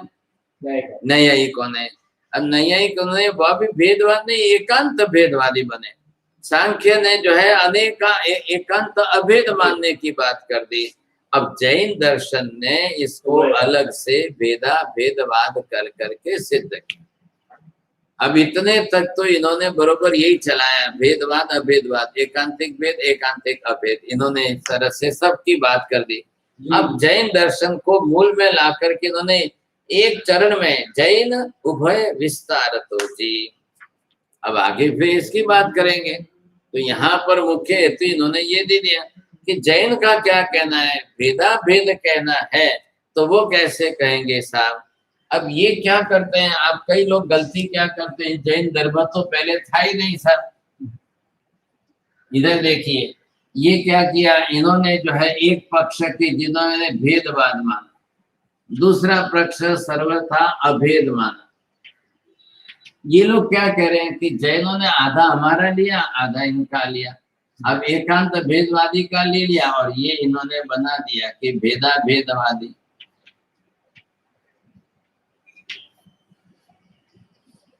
ये भेदा भेदवादी जो है ये जैन बन गए। अब जैन अपनी तरफ से जो जिस तरह से मतलब ये क्या सिद्ध कर रहे हैं कि जैन जो है वो स्वतंत्र नहीं है। जैन तो मात्र खिचड़ी वाले हैं। इन्होंने हमारा लिया है, उनका लिया है, इन्होंने तो हम तो मूल में है, हम तो पहले से हैं। हमने जो है हमारे मत का तो इतना ही हमने किया और ये इसके बिल्कुल विरुद्ध चले हैं। वो कहते हैं कि हम भेदवादी है तो अभेद नहीं मानेंगे, ये कहते हैं अभेदवादी है तो भेद नहीं मानेंगे। तो जैन कहाँ से आए? ये हमारे दोनों के बाद में आए, हम बहुत पहले से थे। हमारा सिद्धांत तो जो था वो स्थिर था। इन्होंने क्या, अब इनकी बेचारे की बुद्धि थी नहीं, इनको कोई ज्यादा लंबी समझ तो नहीं थी, तो आधा हमारा लिया आधा उनका लिया और अपना अपने नाम से इन्होंने खिचड़ी बना दी। ये दोनों को जोड़ करके राजी हो रहे हैं, समझे कि नहीं? अब ये इस बात का उत्तर क्या देंगे आप? हम देंगे। हाँ बोलो। उत्तर देंगे कि हम भाई जो है ना भेदाभेदवादी जो है ना, हम पहले थे और आपने एक में से आपने एक लिया भेद और किसी ने लिया भेद और दूसरा उत्तर, तो ये एक उत्तर वाला उत्तर हुआ। जैसा है उसको वैसे जवाब देना पड़ता है। फिर समझो अब भेदवादी और भेदवादी आप जो है ना, हम द्रव्य से जो है ना, हम द्रव्य से हम एक दूसरे का भेद मानने, पर्याय से वो अभेद है भेद, वो जो हम जो कहते हैं,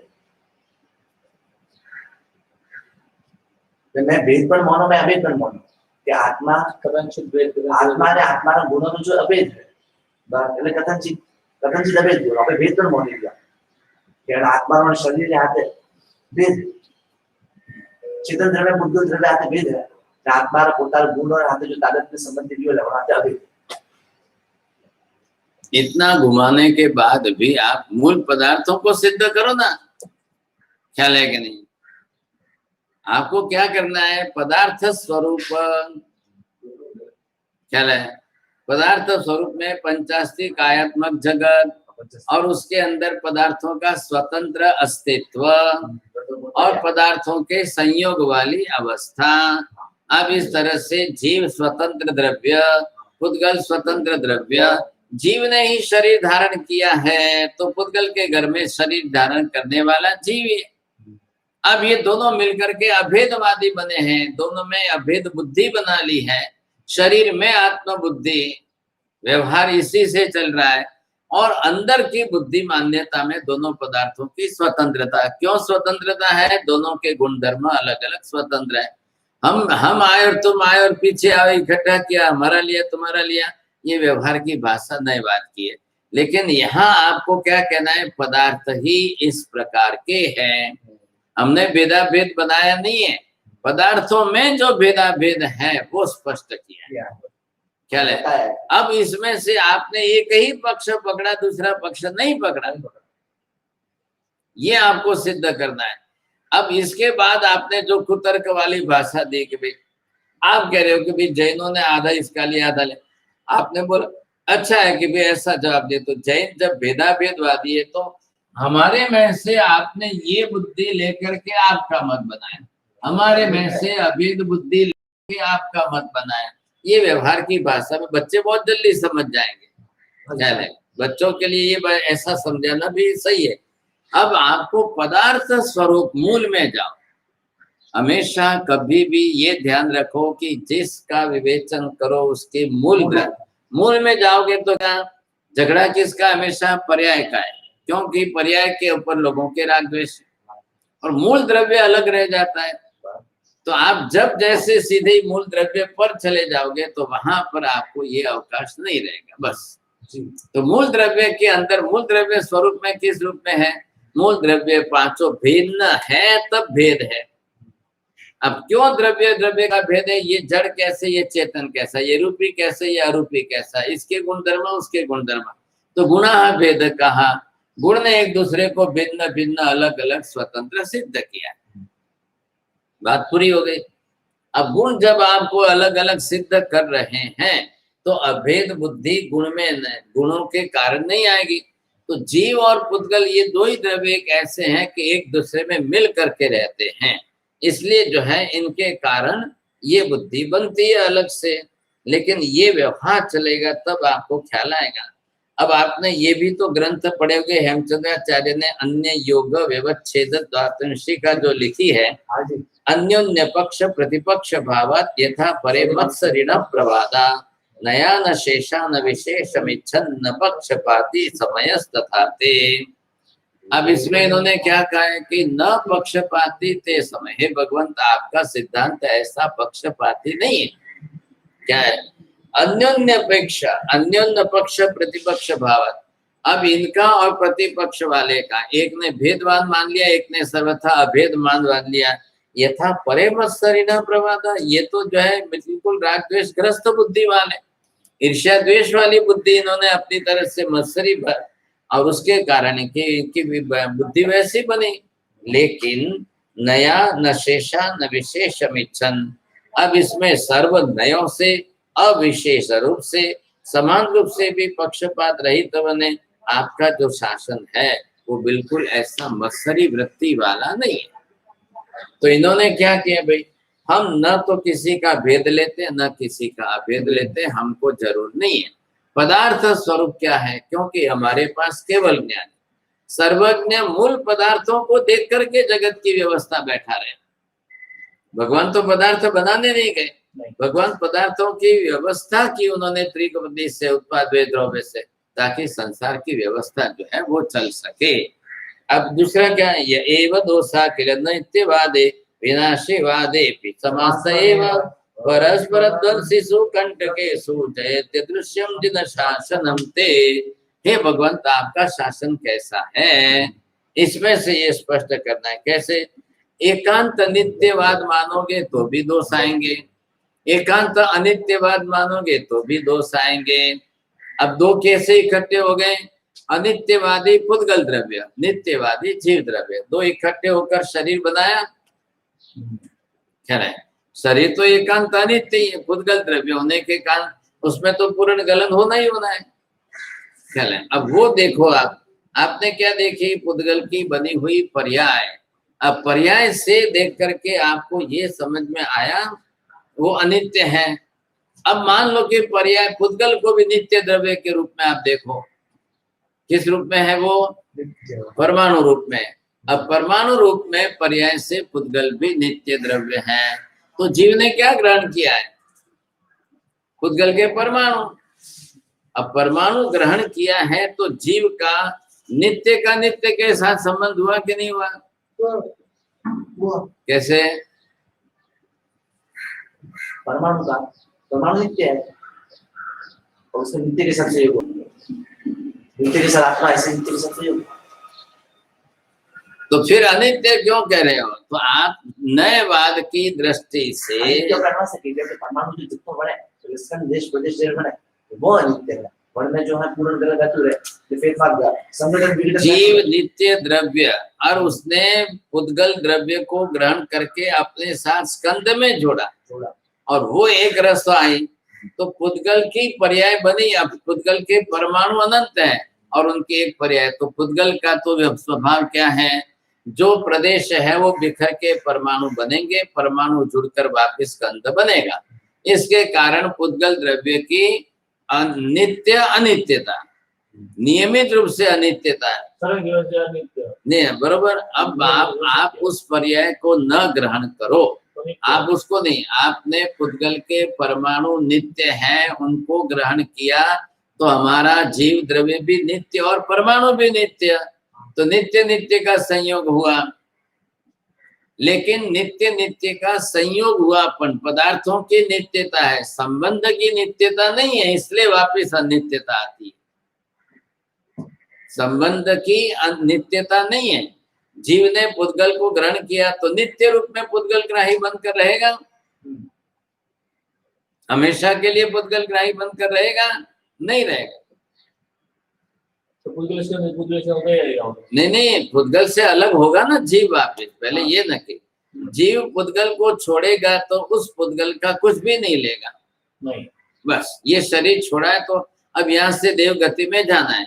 अब आप वहां से यहाँ से जाते टाइम में इसका थोड़ी पुद्गल लेके जाओगे, क्योंकि यहाँ के पुद्गल औदारिक है, वो यहाँ वहां पर वो काम नहीं आएंगे। वहां जाकर के आपको दूसरे पुद्गल परमाणु ग्रहण करना है। और नित्य ये क्या है कि नित्य का संयोग है। संसार इसी व्यवस्था पर चल रहा है। इधर देखो दूसरे तीन कौन है? आकाश धर्म जो है वो तो जो है अपने आप में स्वतंत्र द्रव्य, न तो किसी के संबंध में आते हैं न किसी के साथ जुड़ते हैं, और उनका संबंध किसी के साथ में हमेशा का बनता ही नहीं है। तो जब जीव को गति करनी होगी तब लेंगे, धर्मास्तिकाय का उपयोग करेंगे। अब इधर देखिए, अब ये सिद्ध आत्मा यहाँ लोकांत में पहुंच गए। अब ये वहां से वापस हलन चलन करेंगे क्या? नहीं करेंगे। नहीं करेंगे तो इनकी गति आदि होगी नहीं। अब इनको तो धर्मास्तिकाय का उपयोग अनंत काल तक करना ही नहीं है। समझने की कोशिश करो आप। सिद्ध आत्मा जिस क्षेत्र में है वो आकाश क्षेत्र है, तो आकाश में तो स्थिर है, ख्याल है। अब ये लोकांत भाग आया तो यहाँ पर ये गए और इस लोकांत भाग में यहाँ स्थिर है। तो ये कौन सा है? आकाश क्षेत्र। कौन सा आकाश? क्षेत्रीय दृष्टि से लोकांत आकाश क्षेत्र। अब यहाँ पर जाकर के ये स्थिर है तो किसके हिसाब से है? अधर्मास्तिकाय के कारण क्षेत्र मिल गया और अधर्मास्तिकाय का आश्रय मिल गया। अब दोनों का आश्रय लोकांत भाग। अब इनको धर्मास्तिकाय वहां पर है और धर्मास्तिकाय पूरे 14 राजलोक में, लेकिन दोबारा इनको गति करनी नहीं है। और वैसे पुद्गल का स्वभाव और जो गति है इसके ऊपर जाएगा और नीचे आएगा नहीं वहां पर। पुद्गल का नहीं, जीव का। अब जीव वहां पर जाकर के वो तो गति हो गई तो वो वहां रह गया। अब उसको वापस धर्मास्तिकाय द्रव्य का संबंध करना नहीं है। अब वो उपयोग करके वापस वहां से गति तो करेंगे नहीं, आएंगे नहीं, जाएंगे नहीं। तो गति का तो अब वो अनंत काल तक गति नहीं करेंगे। अनंत काल तक धर्मास्तिकाय द्रव्य का संयोग ही नहीं करेंगे, व्यवहार ही नहीं करेंगे, उपयोग ही नहीं करेंगे। हो गए मुक्त उससे भी, उसके संबंध से भी मुक्त हो गए। ये भी एक नय है ना। इस नय से आप बात को स्पष्ट करो। परस्पर ध्वंसिषु कंटकेषु जयत्य दृश्यम जिना। हे भगवंत, ये जो है एकांत नित्यवाद में जो दोष आते हैं और सभी विनाशवाद में भी, अनित्यवाद में भी आते हैं। अब दोषों की समानता ही है। इस कारण से परस्पर और एक दूसरे के ध्वंस करने वाले कंटक, ये अनक एक फूल है गुलाब का, और इधर बाकी के ये सब क्या है? कांटे हैं। तो अन्य दर्शन सब कांटे हैं, और अन्य दर्शन के सब कांटों के बीच में जैन दर्शन का गुलाब तो खिला हुआ है। परस्पर ध्वंसिषु कंटकेषु जयत दृश्यम जिन शासनम ते। उससे मत से बात। यहाँ के सिद्धांत में कुछ हुआ है क्या? तो वो उसको छोड़ दो ना, वो बात अलग है। उससे आपको ये समझना, अनेकांतवादी शासन जो है अजय स्वरूप में है। सिद्धांत अनंत काल तक रहेगा। ये कालिक पर्याय परिवर्तन है। ये तो आता है जाता है, समझे के लिए। गली में तो बोलते सब मनीष है। मैं ऑफिस मनीष है, बाकी वैसे अपन मनीष है। धर्म तो मनीष है, जैन मनोरी जैन। उधर क्यों सोचते हो आप? उस तरफ सोचने में आपने नए बदल दिया। क्या लगेगा? जिस नए से बात करनी थी वो सोच।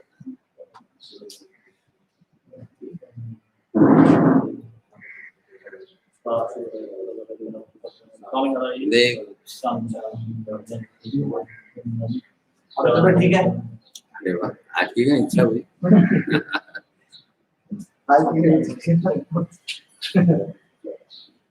सर्व मंगल मंगल्यम सर्व कल्याण कारणम प्रधानम सर्वधर्माणम जैनम जयति शांति। ये भी आप तो कर लेगा। ये थोड़ी रहता है।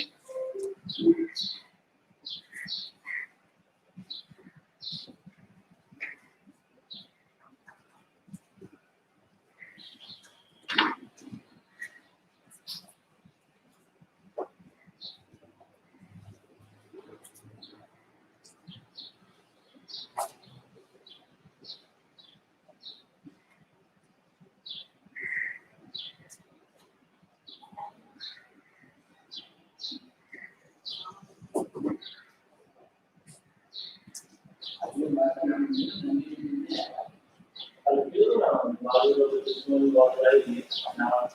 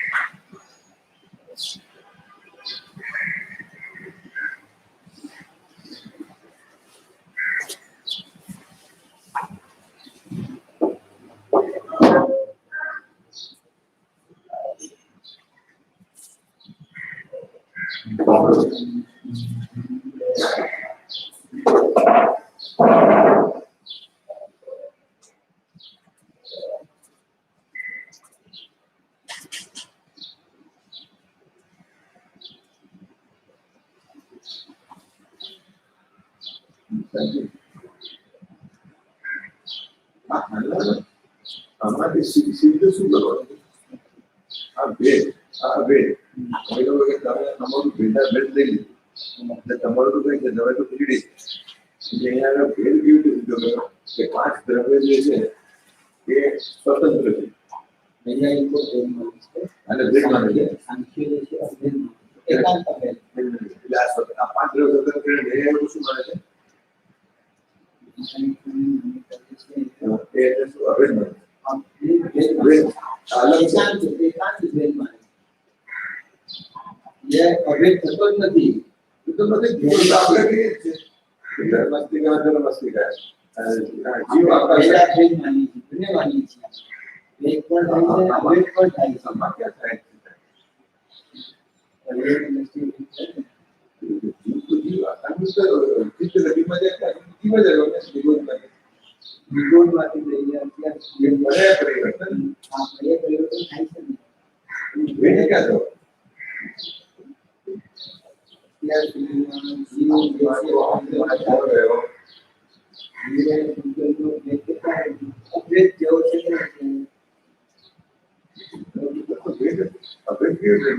वेद जनता વેદ છે છતાં પણ અનાદિ કાળથી એક સરખું જોવામાં આવે છે નહીં ये तो मान्यता वाले थे तो मानते हैं इसी को ये अभी अरे हाँ उसी तो वही है उसके उसे मैंने तो निरस्त करवाया है वैश्विक को तो भेजे ये कि अभेद एकांत अभेद છે अलग है एकांत भेद गए एकांत अभेद हाँ બધા અલગ જ છે એમ જ માને છે ભેગા થતા નથી એકાંત સુધા પડતા જ નથી અભેદ જ છે हाँ આ એ અભેદ જ માને છે આપણે હકીકતમાં આ ખોટું છે જીવ અને દુર્ગલ ભેદ છે અને આ લોકો જો એકાંત ભેદ માને છે એ પણ ખોટું છે એ ખોટું એકાંત તો અભેદ જ છે हाँ एकांत भेद माने भेद છે આ પર્યાયની વ્યક્તિ જોઈએ તો બે નહીં બે દેખી અને પર્યાય હા પર્યાય દ્રવ્ય ગત જે છે આવું જોઈએ તો ભેદ છે પર્યાય ગત જોઈએ તો ભેદ છે એટલે આપણે ભેદાભેદ હા આપણે ભેદાભેદ કરીએ એટલે કે જો બંને છે. આમ જુઓ તો ભેદ છે આમ જુઓ તો અભેદ છે ઉત્પાદ વેને જોડે હા દ્રવ્યજન જશે કે ધ્રુવ છે હા ઉત્પાદનમાં જાઓ પદાર્થો ભેદ છે અને છેલ્લી અવસ્થા ધ્રુવ થઈ તો એની અંદર અભેદ છે આપણે તો ખરા લે કંટકોની વચ્ચે કીધું ને હા આપણા કંટકોની વચ્ચે પરસ્પર કંટક કેવું છે પરસ્પર કંટક એટલે પરસ્પર કાંટાની વચ્ચે अन्य दर्शन रूपों कंटकों के बीच में गुलाब का फूल है ऐसा दिन दर्शन જીવ દર્શન અન્ન કાંટાઓની વચ્ચે ગુલાબના ફૂલ જેવું કહ્યું છે. જવાબ કહ્યું છે અંધી યોગ છેડકા નામનો ગ્રંથ છે. અન્ય યોગ અન્ય યોગ નામનો ગ્રંથ છે.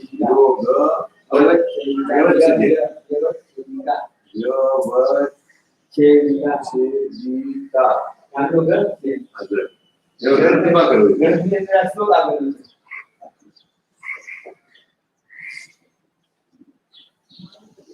हमने क्वेश्चन सरस હતો અને અમને ક્યાં એમને શું કીધું કે સિદ્ધનું જ્ઞાન તો તમે કહો છો કે સ્થિર છે એટલે એના જ્ઞાનમાં તો મારી અનંત પર્યાય જોઈ લીધી છે ભૂતકાળની ભવિષ્યકાળની વર્તમાનની બરાબર તો સિદ્ધને તો એ પણ ખબર છે કે આના પછી બીજી કેટલીક પર્યાયો અહીંયા આવવાની છે એટલે મારી દ્રષ્ટિએ જોયો તો અનંત પર્યાય છે એ જ્ઞાનની અંદર ઉત્પાદય બતાવ્યો અને જો એક ઇન ટોટલ તમે જો તો વિશ્વની 14 રાજલોકમાં જેટલી પર્યાવરણની છે તો સિદ્ધની ગતિમાં જોયેલી છે તો પછી ઉત્પાદન કેવી રીતે થયું જોયેલી હોવા છતાં જોયેલી હોવા છતાં જે અત્યારે વર્તમાનમાં થઈ રહી છે તો શું એટલે એમાં પાછું થઈ રહી છે માટે એક હતી એ મારી અપેક્ષા બીજી હતી દર્પણની અપેક્ષા ક્લિયર આપણું જ્ઞાન નથી એટલે જે આખું જોઈએ આપણું તો એવી જોઈએ નથી પણ આ વસ્તુ વિચારના આ રીતે વિચારના થાય તો મજા ચાર્જ ના કર્યા હવે એમને ભણાવી દીધું મારી રીતે ચાર્જ ના ભેગા દીધું અરે સ્ટ્રેસ આપો આરામ આગે ભાઈ બરાબર છે એટલે આપણે ચાર્જ દીધી કૃષ્ણ પ્રવર્તન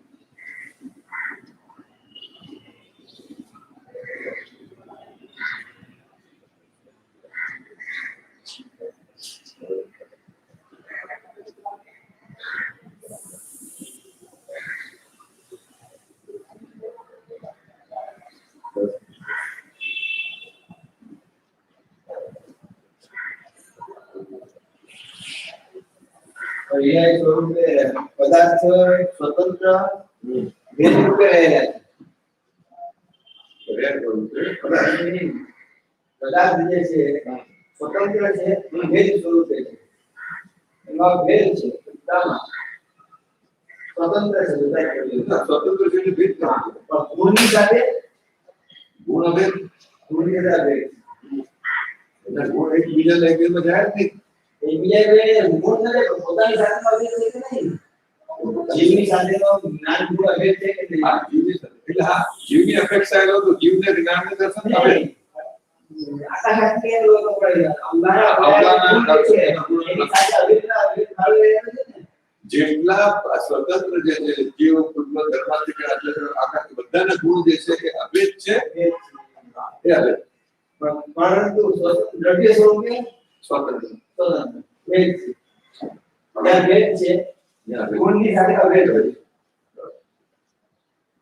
એટલે થોડું સુધારો હા નૈયાયિકોને વૈશિષ્ટ્ય જે છે એ શું માને છે સાંખ્યો ફક્ત ભેદ જ માને છે એ ખાલી બે જ માને છે હા, એક જ ત્યારે આપણે તો શું છે કે દ્રવ્યની અપેક્ષા ભૂલની અપેક્ષા પર્યાયની અપેક્ષા આપણે ત્રણેયની અપેક્ષા આપણે લઈ અને ભેગા ભેગી એટલા માટે ઉપર જે જોગ્યા હા એટલા માટે ઉત્પાદ દ્રવ્યની નિર્ણય કરી ધ્રુવ્યાત્મક શક્તિ હા ધ્રુવ્યાત્મક એ સાચી શક્તિ લીધું શક્તિ લીધું નહીં અસત તો છે જ. આપણે અસત માનતા આપણે તો અસત તો હોય જ નહીં જો નથી એની તો નથી વ્યાખ્યા જ નથી જેનું અસ્તિત્વ નથી એ તો નથી એ નથી એનું અસ્તિત્વ નથી પણ છે એ તો છે જ નહીં એનું અસ્તિત્વ ક્યાંથી ગયું એટલે એ આ લોકો શું છે કે અસત માં ગયા અસત જેવી વસ્તુ તો છે જ નહીં હવે જે વસ્તુ હોય વસ્તુ હોય તેની સંજ્ઞા હોય તો બોલો અસતની સંજ્ઞા શું છે એના જેવી એટલે આમ આ બધું શું છે સાહેબ થોડું ડિસ્કસ કરીએ ને તો થોડું આપણું ઓલું પાકું થાય અને આપણે ફક્ત તો સિદ્ધાંત બોલીએ બોલું તો શું છે પછી આટલી લાંબી લાંબી વ્યાખ્યા બોલે એમાં કેમ ગોથા કહી જાય ગોથા કહી જાય કારણ કે આપણે શું માનવું નથી બીજી ગતિ એક ના આપણને પાર્ટી વર્ષથી 40 વર્ષથી આમ બોલે તો સ્વતંત્ર અનુસંધ હું બોલે છે કે પરતંત્ર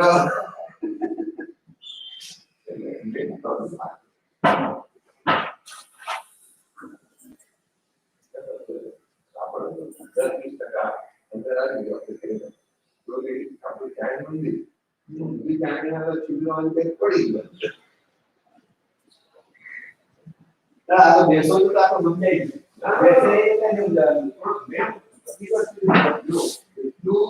સમજાય એટલું જરૂરી આ છે એટલું જરૂરી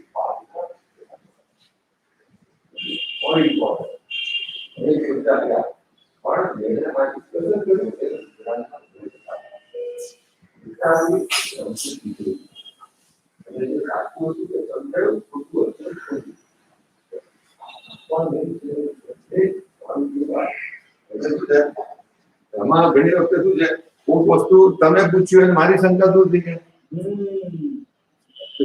પૂછતા જ કરે કોણ પોતાને એ જ કહું છું ને ગૌતમ સમજ્યા ગૌતમ સાહેબ પણ પૂછતા હતા આપણી તો કોઈ સવાલ જ નથી આવતો પૂછતા હતા મારા બીજા લોકો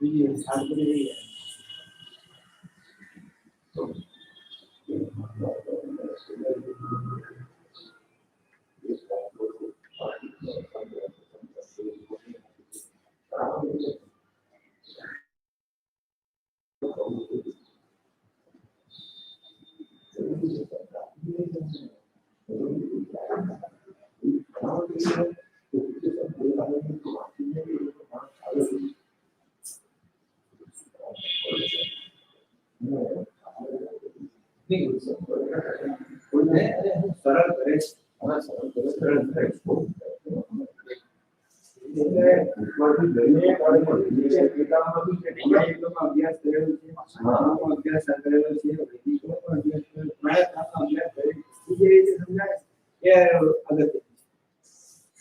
સાહેબ હું વાત કરતો હતો સાહેબ ને કે એકાદ ભાગ બી સાહેબ અર્થ સાથે આમ સમજાઈ દે ને અમારે આ ચોમાસું એક એકાદ પહેલો ભાગ કારણ કે આપણે જે રીતે ચાલીએ કે સાહેબ બહુ આપણે ડીપ સ્ટડી કરીએ છીએ ડીપ સ્ટડી કરી હતી છે જ એવું અંદર છતાંય તમે તો સરળ કરો છો એટલે અમારા જીવન 10% સમજણ પડે છે તમારી બેકગ્રાઉન્ડ ના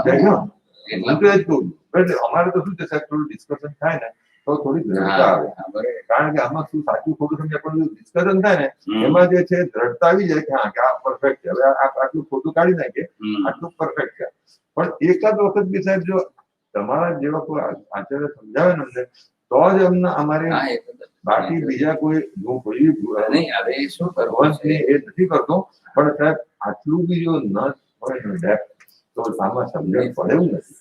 હવે આપણે એક શું કરીએ હા. એમાંથી એક રસ્તો થાય હા કે બીજા દર્શનોના મતો કાઢીને જૈન દર્શને શું કીધું એટલું સારાંશ આપણે સમજીએ તો એ બેઝિક પ્રિન્સિપલ થઈ બેઝિક તો સાહેબ થઈ જાય, એટલીસ્ટ પહેલો ભાગ બેઝિક તો થાય. થઈ જશે. હા એટલું બી આપણે સાહેબ જતા રહીએ. અમારા તો રોજ આવી જાય ના, ના, આવી જાય ને, તમે 2 કલાક આપો છો, પાછું એટલું સરળ કરો છો, ત્યારે સાહેબ શું છે કે અહીંયા સુધી આપણે પહોંચે. હવે આપણે જે કીધું ને સાહેબ એ બહુ પરફેક્ટ સોલ્યુશન છે હા. કે અન્ય મતને એક વખત થોડો પહેલા આપણો મત તો શીખી લો. હા કારણ કે એ બી શું છે આ કે શું છે ઉપાધ્યાયજી થયા હા. 300 વર્ષ પહેલા અને ઈ કાળમાં થયા જે જોર કાળમાં હતું ન્યાયિકોનું ન્યાયકોનું જોર ને હતું. વૈશ્વિકોનું, એટલે એના હિસાબે એમને આ લખવું પડ્યું છે આ બધું. એ અપેક્ષા. હા, ન લખે તો હા ન લખે તો શું છે કે સાહેબ ગ્રંથની ટીકા થાય, હા. અને પાછું ટીકા થાય તો ઠીક છે, પણ લોકો પાછું એનો ખોટું સમજે જાય.